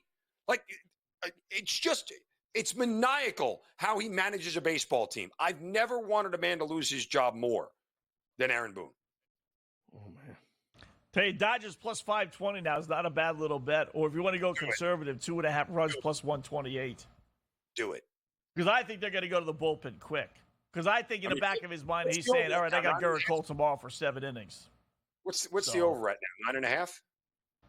12.5. 12.5. Really? 9.5. Yeah. No, you got 7 runs already in the 4th inning. Yeah, 12.5. Yeah. That's a high number. I mean, Well, theoretically, I mean, look, the Dodgers bet is correlated to the over, right? If you're going to take the Dodgers on money line, check on the over because the only way you're going to so. Correct. I would rather just play the Dodgers, play the over than the Dodgers money line because guess what? You know what happens to LA now? They get their worst arms out of the bullpen as this game gets later, right? They say, "Screw it, we'll go win it tomorrow." Correct. So, correct. The Yankees are going to. I mean, if the Yankees team total is what, 8.5, somewhere in that range, right? If you get the Yankees total, yeah. I mean, that's worth a little play there as well because again, as you get deeper into this game, you'll get like 7.5. 7. Oh my God! Yeah. Jump on that. It's not bad. That's what you do. I'm going to do that right now. That's not wow, bad. Rizzo just made an unbelievable play, catching a foul ball. Zin, what has piqued your interest, not World Series related? Have you dove into a lot of NBA so far this season with a couple of the games? Are you looking at any hockey? What are you looking at other than football? Anything? I'm feeling out the NBA at the moment. Denver was on a back-to-back tonight, and they were 9-4 on back-to-backs last year. In fact, they won their first 4 back-to-back, tail end of back-to-backs last year to start the season. I know it's a different team right now. Things are a little bit different. So the Denver, covering the 5 doesn't look good here as we got 3:42 left in the third. They're trailing by 5, but it is the Brooklyn Nets. So anything is possible. But I haven't really touched into the NBA yet. I mean, the college card is really interesting. I wrote down a whole bunch of things already this week that I'm eyeing up. There's a bunch of dogs that are out there that are pretty favorable. Virginia Tech, Cuse rather, +4 hosting Virginia Tech's first home game for Cuse in September 28th. Right. Over like a month. So they're finally getting back home. And I know Virginia Tech had a decent win last week, but that offense hasn't really clicked like I thought it was going to. I like the Indiana-Michigan State under 51.5. You got to figure that defense for John Smith and Michigan State has been really, really good. They're home. Is Indiana going to keep covering and winning road games? Like that feels like best eventually. story in college football, isn't it? It's the best story in college football. It is. It is. Yeah. But I mean, how for real are they? I mean, I get it. They've won some, good games against good teams, but again, they've also, haven't really, been pushed against it. And this is a spot here for their second straight road game. I'm sorry, not their second straight road game. Just going back out on the road for just their third road game this year. Their two road games are against UCLA and Northwestern. Both those teams have bad defenses. This is a really good defense. Now, the hard part about Michigan State, is their offense could use a Viagra and a Cialis. That's how impotent it is. I mean, they don't really know how to do anything on the offensive side of the ball. But, I mean, look at what they put up: 42, 52, 42, 41, 56, 31. Like 31 last week against Washington was a big number. They're playing a defense that's as good as Washington's this week, and I don't know that they're going to do it again. Remember, Indiana also last week had an interception return for a touchdown. So they really only had 24 on offense. And there's a part of me that believes if Michigan State can keep them to within, under 24, this thing easily stays under. How about Illinois getting 2.5 at home against Minnesota? Yeah, you got to go Illinois. Minnesota's not good enough to Right? be. I played them last week and won easily. But they are not a home favorite. Here's one for you guys. You ready? Nebraska, New Mexico, money line parlay. Oh, wow. About minus 160. The Yankees just turned the prettiest double play of the year. Volpe started. Yankees are back, baby. 6-4-3. Good job, man. Not dead yet. It's in.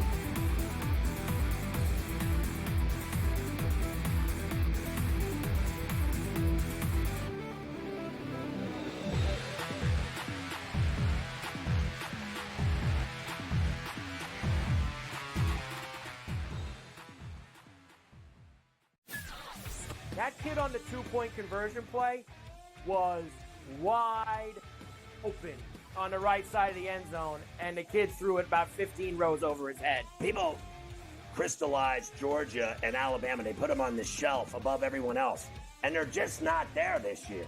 I thought the kid Beck was great on Saturday, but they barely beat Mississippi State, who is porous. Pharrell Coast to Coast, only on SportsGrid. Anyone that's been to a sporting event, the atmosphere before a game, I think Game Time Decisions has that same exact atmosphere. This is our arena.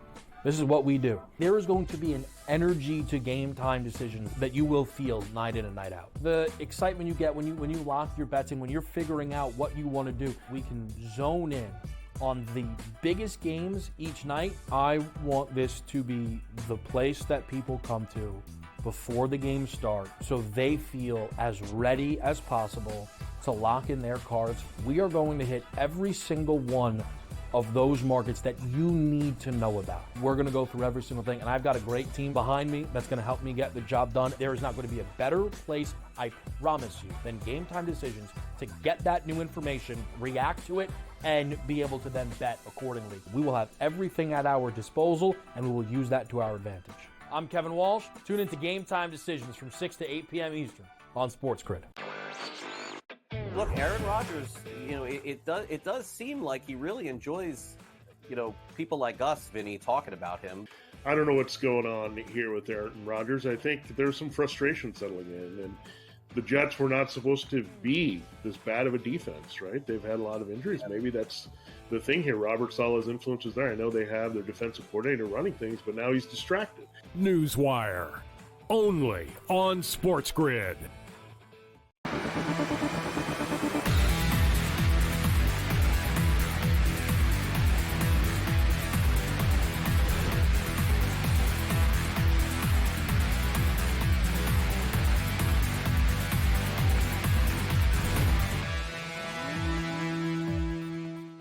Hi, welcome back InGame Live. Game day here on the grid. Scott and Dave for another 35 minutes or so. We got the Cam Stewart coming up in about 10 minutes, so we got ourselves a ball game. We brought the Yankees good luck by having Mark on. Usually we have him on and everything goes sour, but actually this is a rare time where things went well.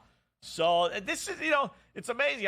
You guys know I mentioned it, reference it all the time on a podcast. And we got a zillion guys that are Yankee fans, and they're all saying, Dave, the same thing. The series is over. I got Dodger fans saying they're celebrating, getting set for the victory parade.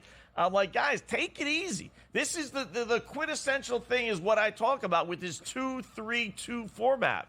When you have Game 5 at home, when you're trailing 3 games to none, as the case of the Yankees, not that they would ever necessarily give up, but, the prospect of winning when you got to go to L.A., win Game 5, come back home, win Game 6, then fly back to L.A., win Game 7, it's tough.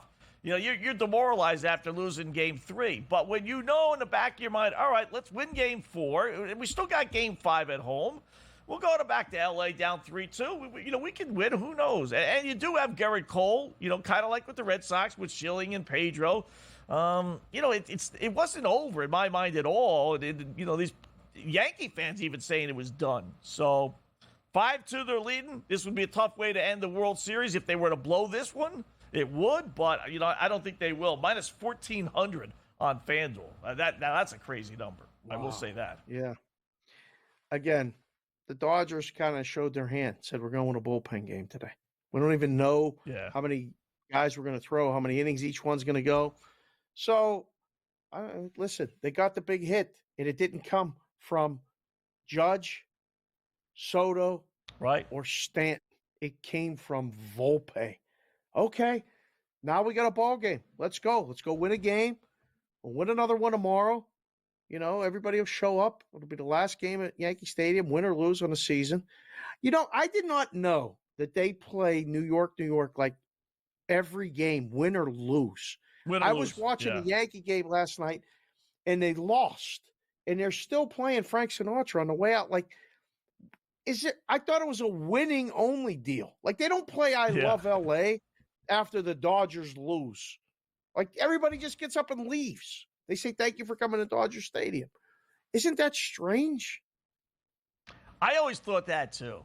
Like, isn't that supposed to be like, okay, you're celebrating, it's New York, we won, victory song type of thing, and no, they play it all the time. Just like, what's the point if you're going to play it all the time, It's not like a rallying cry. No, start spreading the news, the Yankees lost today. Like, it flows so easy, right? Like, I saw the video of Big Papi dancing, and he he used that song, Not Like Us, when he was talking about the Yankees. He was having a lot of fun yesterday on the set post the loss. Dodgers are on their third pitcher of the night, so that's 3 pitchers. We'll keep an eye on that to start the 4th inning. So we got 2 innings out of the first guy. I saw his name, Kasparaitis. I thought, did you remember another Kasparaitis? Do you remember Darius Kasparaitis? Yeah, Darius. Yeah, oh, man. Yeah. That guy was a bad dude. He was he was a beast. Oh, dirty player. Darius Kasparaitis. Then he came to Pittsburgh. That's when I was working for the Islanders Radio Network back then, during those days. Oh, Darius Kasparaitis. Okay. Yeah. So, Dodgers, by the way, line is down. It started today 20-1. Not 20-1, but minus 120 or minus 2,000 or 20, minus 20-1. 20-1. All right, risk 20 to win $1 to win the World Series. Now it's down to minus 1050. Game's not even over. So that's a big discount. My first year working in a book in Las Vegas was 2004. All right. I moved here in late 2003, ended up started working in a book in 2004. I physically wrote the numbers on the board. Okay, back in the day. You remember the sports books, you had to write the numbers on the board before the electronics. I wrote that number at the Golden Nugget on the board, minus 20-1. It was minus, 2,000, plus 15 on the Red Sox going into that game. We had one person. One, take the Red Sox at 15-1. I had so much fun. I remember every pitch of that series. It was great because I was rooting for that guy and his $10 bet. He bet $10 to win $150 on the Red Sox. The guy was practically in tears when he came to cash that thing after the Red Sox won Game 7. It was so much fun. That was one of my all-time favorite series. That's the $150 I bet that guy ever won.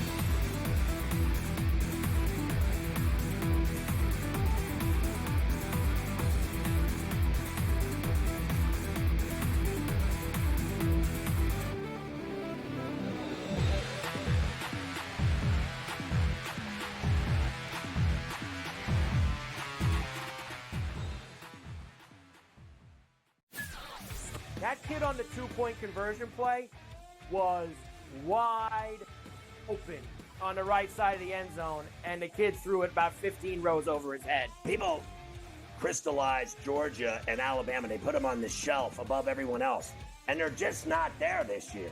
I thought the kid Beck was great on Saturday, but they barely beat Mississippi State, who is porous. Pharrell Coast to Coast, only on SportsGrid. Anyone that's been to a sporting event, the atmosphere before a game, I think Game Time Decisions has that same exact atmosphere.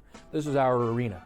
This is what we do. There is going to be an energy to Game Time Decisions that you will feel night in and night out. The excitement you get when you lock your bets in, when you're figuring out what you want to do, we can zone in on the biggest games each night. I want this to be the place that people come to before the games start so they feel as ready as possible to lock in their cards. We are going to hit every single one of those markets that you need to know about. We're going to go through every single thing, and I've got a great team behind me that's going to help me get the job done. There is not going to be a better place, I promise you, than Game Time Decisions to get that new information, react to it, and be able to then bet accordingly. We will have everything at our disposal, and we will use that to our advantage.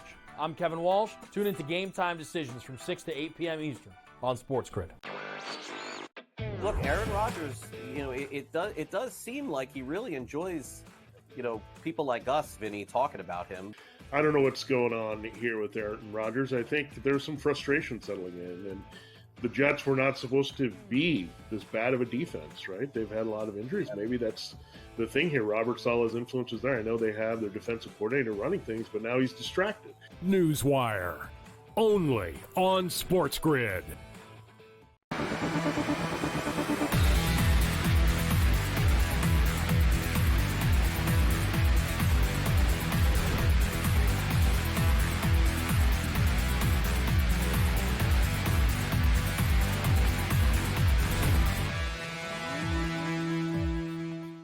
All right, welcome back. It is InGame Live Game Day here on the Grid. Scott and Dave for another half hour or so. We got Cam Stewart joining us in about 10 minutes. In the meantime, we got college football, we got hockey, we got NBA, and obviously World Series baseball. Yankees trying to stay alive as they actually lead the Dodgers 5-2. So you just never know. Stanky fans get a little bit of a hope.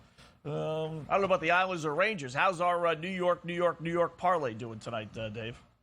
Let me see. Well, we didn't involve the Brooklyn Nets. They're now tied 99-99. The fourth quarter just started. We could have involved them, but we didn't want that agita and aggravation.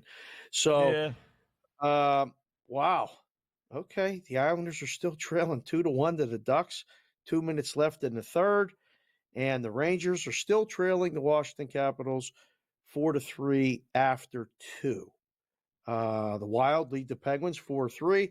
Another Penguin game, another over. At some point, an odds maker or a book guy somewhere is going to realize that the Penguins cannot stop the puck, and their totals need to be 7. So that's coming soon. Speaking of 7, the Kraken have 7 goals tonight in Montreal. It's 7-1. 5.5 minutes left to go in the third. Senators 6. St. Louis Blues 0. Okay, wow. Double check that score. Yeah, that's 16 minutes left in the third. And the Flyers lead the Bruins. Flyers pitching a shutout, 3 minutes to go in Boston. You want to take a shot with Boston on the money line? You looking at like the Bruins? 1-0. Maybe it's 1-0 still. Yeah, it's 1-0. Are you looking to take 3.5 minutes left? Yeah, empty net, pull the goalie, get a goal. Shot. Oh, Anaheim just got an empty netter. 3-1 now. Oh, but the Islanders were laying big money tonight, minus 240. It almost made me bet the Islanders because I figured, all right, the whole world's going to be saying, who wants to lay minus 240 on the Islanders? I'll take a hunch on Anaheim. And then I said to myself, yeah, watch the Islanders win like 5-2, and so much for the hunch. But down 3-1, probably going to lose. It was crazy the other night. On the Bruins. The other night, the kids texted me on Sunday and said, hey, there's good tickets available for the Devils game. And, they're at school right there in Rutherford. So they said, can we go to the Devils game? I said, yeah, go ahead. And they went, and they got seats 6 rows off the glass, $40 a piece. They went with a couple of their teammates. Wow. So, of course, I call them and say, all right, get the tickets. I said Devils puck line and over because they were gigantic favorites. And they're like, whatever. We don't care about that. Leave us alone. Do the show with your friends Wetzel and all them other people. You know the way to grow. They're the best. So they're at the game. So I turn the game on and I'm watching it in game and I'm talking to the wife and we're watching the Sunday night football game and whatever else is going on. And they score a couple goals right in front of the kids. So the kids were on TV. So I had one of those dad moments where I was watching a game and I'm like, hey, are you sitting right next to that bald guy with the Devils jersey on? And so they FaceTimed me and said, yes, that's us. So we had a blast. They were on TV. And is that Edmund? Is that Edmund? Who is that? No, that's Will Smith. Okay. Will Smith solo shot. Dodgers. Another run, 5-3. Settle in, Wetzel. This one's a long way from over. Oh, my goodness. It is. Game is not. Oh, boy. I'll tell you what's almost over, too, is our little bet at plus 680, both teams to hit 2 home runs. You watch the beginning of the program. Dodgers now have 2. Stankies 1. Hello. 1 more. That's all we need. Hello. All we need. Yeah, That's Pedro calls them Ding Dong Johnsons, right? We only need 1 more Ding Dong Johnson. That's fantastic. 1 more home run. Cash that. We're still online with Freddie Freeman. Maybe Freddie Freeman. Yeah. Ooh, oh, no. How good with that? No, we need a Yankee. The Yankee one. Need a Yankee one. Okay. Good thought, though. All right. Good thought. I can't get Freeman off my mind. I can't get Freeman off my mind. Yeah. Before we get to Cam, you know he's coming up. Did you see, like you already went deep with the Jacques Cousteau reference, and people were blowing up my DMs right now talking about, like, very impressed that you knew who Jacques Cousteau was. I'm like, Jacques Cousteau was a big deal back in the day. All right. You know who else was big back in the day? He passed away today. Did you see Terry Garr, 79? Yeah. Passed away today. So many good movies. She was in so many good movies, wasn't she? Yeah. Yeah. You know, she and what's her face, the 2 best scenes, like, guys kind of get a kick out of all the time. When she's in, you know, the movie that she played, the boyfriend who really wasn't a boyfriend, and the boyfriend was pretending to be a guy. What's the name of that movie there? You lost me you know with all of that. I don't know. Goldie Hawn? Yeah, Is that the other one you're talking about? No. No, not Goldie Hawn. Okay. Cuter than Goldie Hawn, actually. I don't remember. Anyway, one's in a restaurant and she pretends she's having the big O, and then with the Terry Garr, she's yelling back to the boyfriend. Meg Ryan. Yeah, Meg Ryan. Right. So her and Meg Ryan. So Meg Ryan's scene is in the restaurant pretending she's, and then Terry Garr's scene is with the heck was his name? I keep on saying Al Pacino. Billy Crystal was with Meg Ryan. I keep on saying Al Pacino, but it's not Al Pacino, obviously. But it's anyway. She talks about how she takes care of herself. Like she's going this long rant about, I do the cooking, I do the cleaning, I do this, I tap it. I'm responsible for my own big O. Yeah. So two little scenes. All right. Well.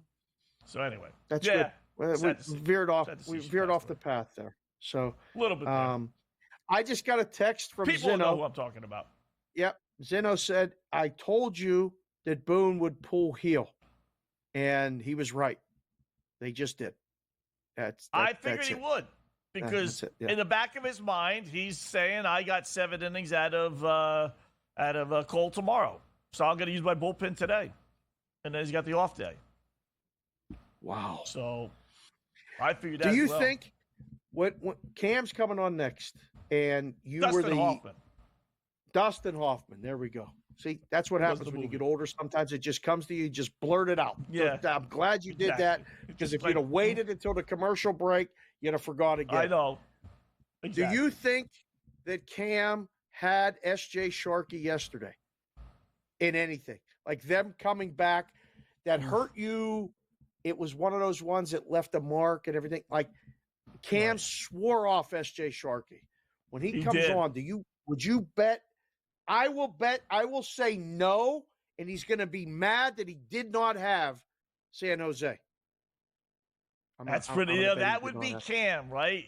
He would be like, for the first time, I didn't bet them, and his stupid team won. Yeah. Comes back. I was going to say he probably wins had in him, a but I agree with gigantic you. loss.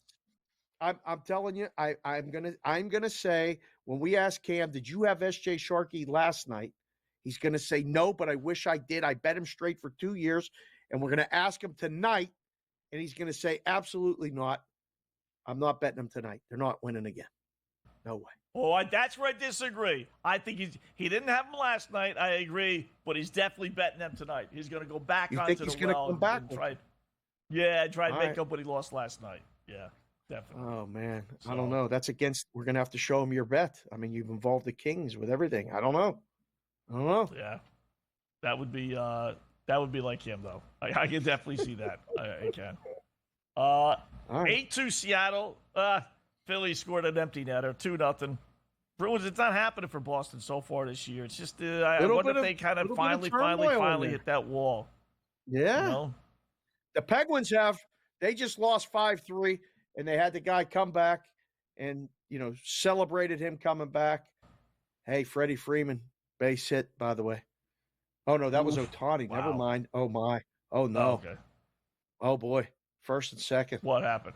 First and second? Well, no, it's first Freeman's and second. up? First and second. Nobody out. No, Mookie's up. Oh, Your man Mookie's may up. come up with the bases loaded. Oh, come on. Oh, my goodness. Then you have to pitch, though. Dodgers are a live bet right now. Bet them now, folks.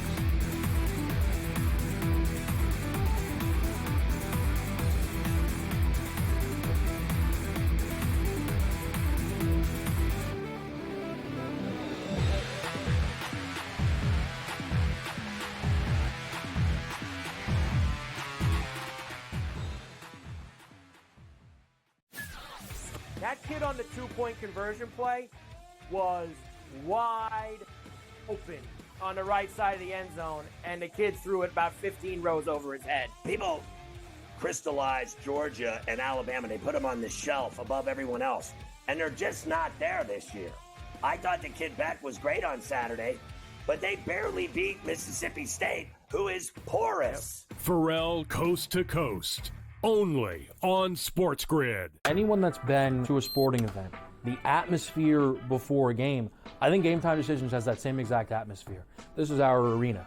This is what we do. There is going to be an energy to Game Time Decisions that you will feel night in and night out. The excitement you get when you lock your bets in, when you're figuring out what you want to do, we can zone in on the biggest games each night. I want this to be the place that people come to before the games start so they feel as ready as possible to lock in their cards. We are going to hit every single one of those markets that you need to know about. We're going to go through every single thing, and I've got a great team behind me that's going to help me get the job done. There is not going to be a better place, I promise you, than Game Time Decisions to get that new information, react to it, and be able to then bet accordingly. We will have everything at our disposal, and we will use that to our advantage. I'm Kevin Walsh. Tune into Game Time Decisions from 6 to 8 p.m. Eastern on SportsGrid. Look, Aaron Rodgers, it does seem like he really enjoys, people like us, Vinny, talking about him. I don't know what's going on here with Aaron Rodgers. I think that there's some frustration settling in, and the Jets were not supposed to be this bad of a defense, right? They've had a lot of injuries. Maybe that's the thing here. Robert Saleh's influence is there. I know they have their defensive coordinator running things, but now he's distracted. Newswire, only on SportsGrid.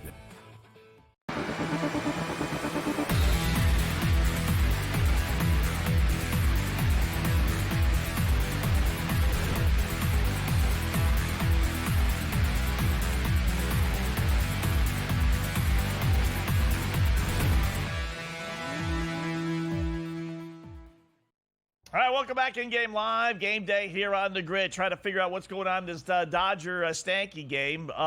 Joining us now to maybe explain it for us since we're on TV and he was watching Mr. Cam Stewart, who takes over top of the hour with, I think we gave working tonight, right? Is he? He's back. Tonight? Yeah, okay, he's back. He's Okay, back. cool.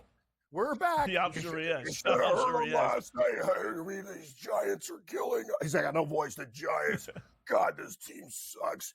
Why are they putting the Jets and Giants on TV? I go, good point. Maybe we should rethink these TV decisions. But guys, Dodgers down one So what, now. is it Freddie 5-3 Freeman, or 5-4? 5-4. What's the Freddie score? Freeman logged out a ball there. It looked like it was a double play, but he beat the throw, so it's 5-4. Things are interesting. Ohtani came out. Heel left the game. Ohtani starts it off when he's gone with a single, and the Dodgers pressing 5-4. We got a baseball game. A lot of game left too, Wetzel. We talked about it. Dodgers might be a good play live in this spot. I think they can get to the Yankees bullpen, and it's interesting though. If the Yankees get one, sure, but I got to believe the Dodgers take care of business. Dave, I bet them at 6 at the start of the series, but 5 or 6, like whatever. And we've just been riding the Dodgers. And Gabe and I talk about it with other sports. Like in baseball, I think it's a little bit different. Like at hockey, when a team's down 3-0, a lot of the times they have that personal pride game, especially if they're at home and they show up for one more before they lose. I'm not sure if baseball applies. Like the Dodgers are just so damn good right now. And you knew it was going to be tough for their starter tonight, but hey, man, we got a lot of baseball left, and it's a one-run game. And that lineup, things change like that. So I think the Dodgers things might be we're taking a look at the Dodgers, guys. I don't know what else we're doing tonight. Late hockey. Oh, Dave, this was my best. I gotta ask you. San Jose last night? Oh, boy. Did you see that comeback? Wetzel, I only had the Stones. I'm on with Morency. I'm like, I got the Giants plus 7.5 live, and that meatball Dable goes for 2. Worst 2-point conversion ever. Here's the deal, numbnuts. How about you just take the extra point, and if you score another touchdown, you kick another extra point. That was the worst 2-point conversion goal. The Steelers are over them before it even started. I'm like, you know what? I'm sick and tired of this guy yelling at everybody. You and Shane run the show, bro. Like, enough. No more excuses. Like, you got to take some of the heat for this pathetic performance here. Daniel Jones isn't good either, but he gets no time. Like, he was murdered the whole game. Couple bad throws. I digress. So, the San Jose Sharks are down 4, Scott. I didn't have the Stones to go money line, right? I should have done that. Like, you know what the money line was? I'd be on a vacation, but I'm like, yeah, I'll take 3.5, 2.5, like smaller, and 1.5. And then I'm like, they came back all this way. I gotta take them live now. The game's tied and they won. I don't know if they're gonna do it 2 nights in a row. That's too much, Scott. That's like, as Gabe says, damn, it's like going to the same bank twice. So and you had them gonna get a big bag. Oh, yeah, I did. Not made 3 up for a games, lot but of, at least you had them.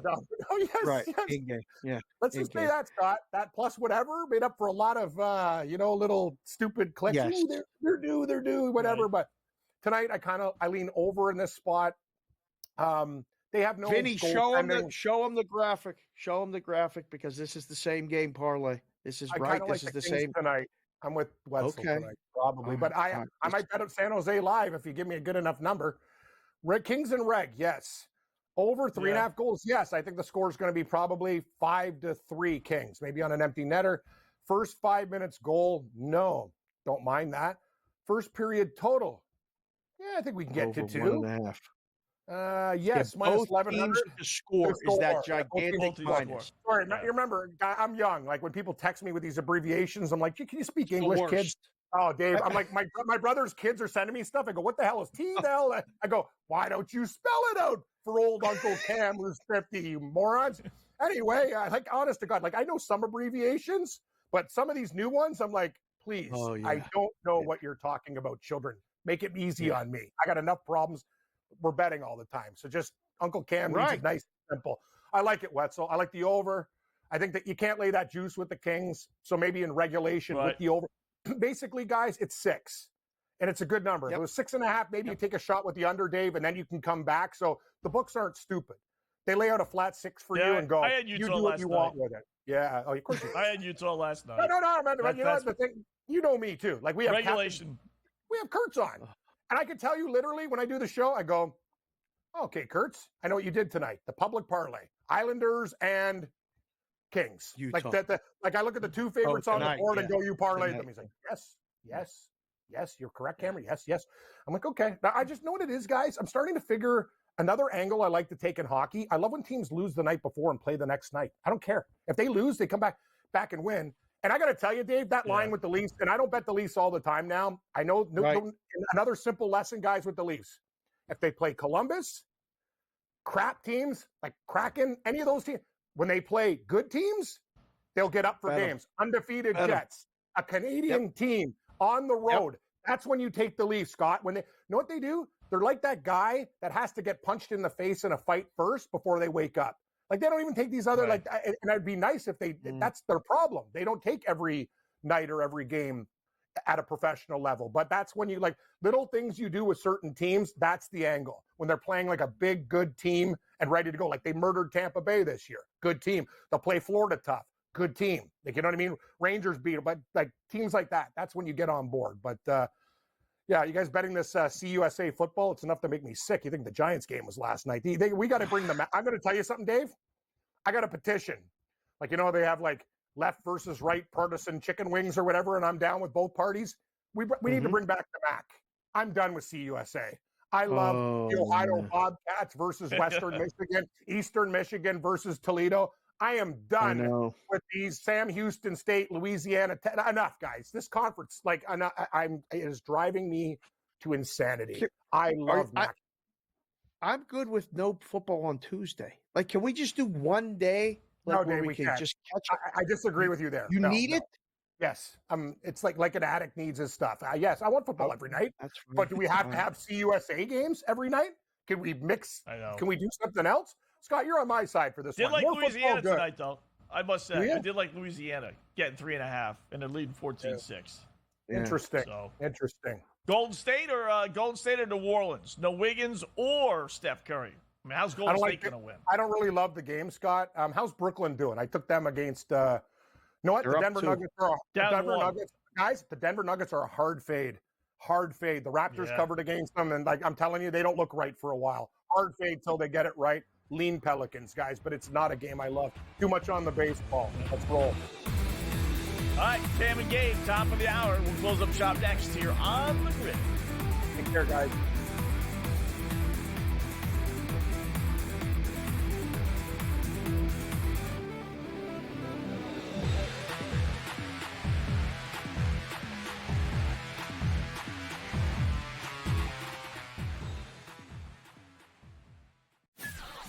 That kid on the two-point conversion play was wide open on the right side of the end zone, and the kid threw it about 15 rows over his head. People crystallized Georgia and Alabama. They put them on the shelf above everyone else, and they're just not there this year. I thought the kid Beck was great on Saturday, but they barely beat Mississippi State, who is porous. Pharrell Coast to Coast, only on SportsGrid. Anyone that's been to a sporting event, the atmosphere before a game, I think Game Time Decisions has that same exact atmosphere. This is our arena.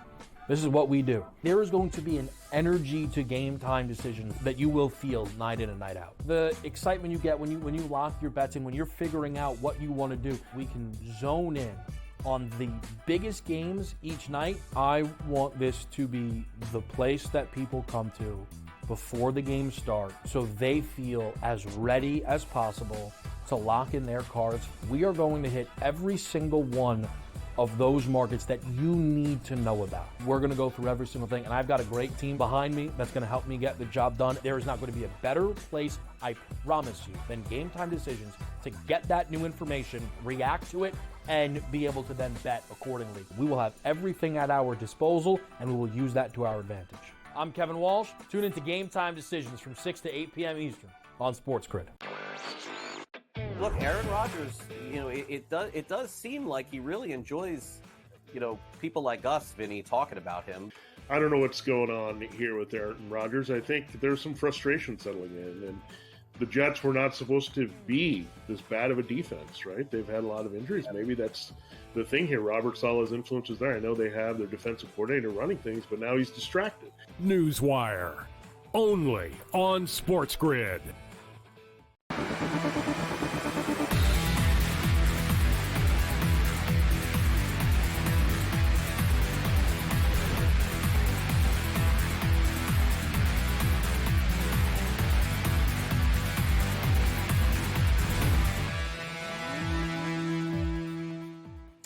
All right, welcome back InGame Live. Game day here on the Grid. Thanks to Ian the Camp Stewart. He'll take over along with Gabe Morency, top of the hour. A little radio, a little TV here on SportsGrid for the next 3 with a full baseball game. A slow-moving game. Everything started right around 8:10, right? 8:12. We came back from our first commercial break, and the game had already started, and they're only in the bottom of the 5th inning. So an hour, 45 minutes or so later, Stankies have a couple of runners on, 2 out after Dodgers scored 2 in the top of the 5th to make it a 5-4 game. Yankees now kind of responding with Stanton batting, too, as well, with 2 on and nobody out. So numbers back up to minus 530 on the Yanks, plus 360 on the Dodgers, over under 13.5. This has got like 9-8 rather, written all over. I don't know if the runs are stopping today, Dave. I don't think so. I really don't. I mean, 13.5, though, that's the number. In my head, I went, all right, 13, right? 5-4. Right. We're in the 5th. If they get out of this with no scoring, I'd rather go under 13.5. But I thought, all right, this one's finishing what? 8-5, 7-6.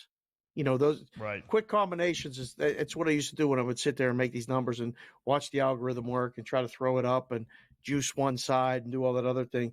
It's literally 13.5 and minus 110 or minus 115 on both sides, depending on where you shop. So now, as he gets ahead in the count, it's minus 130 to the under.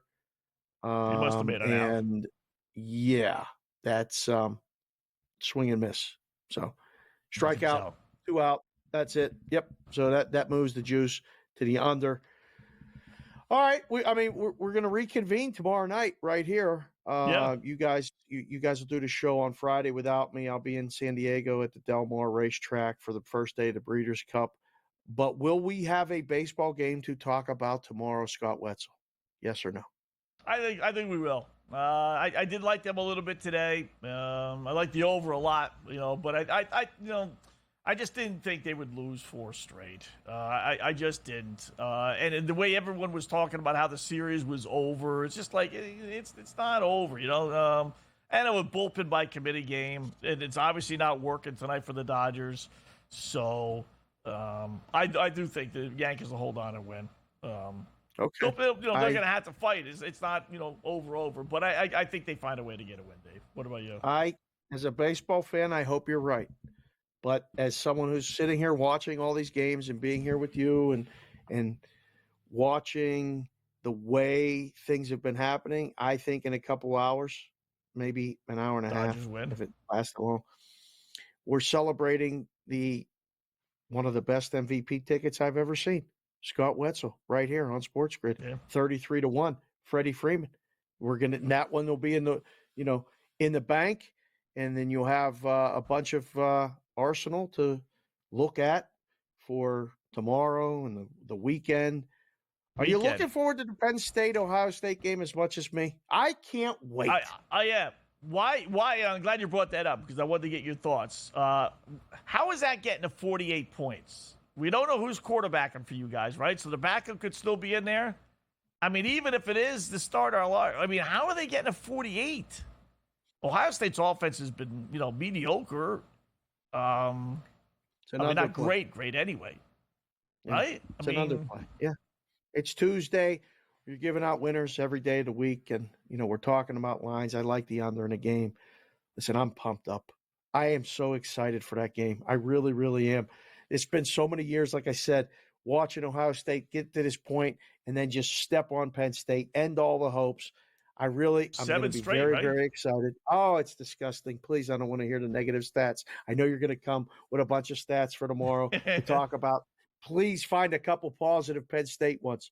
I was there the first year that we joined the Big Ten, and we smoked them in Penn State. I was at the game. I believe the score was like 62-0. Penn State beat Ohio State. It was so much fun.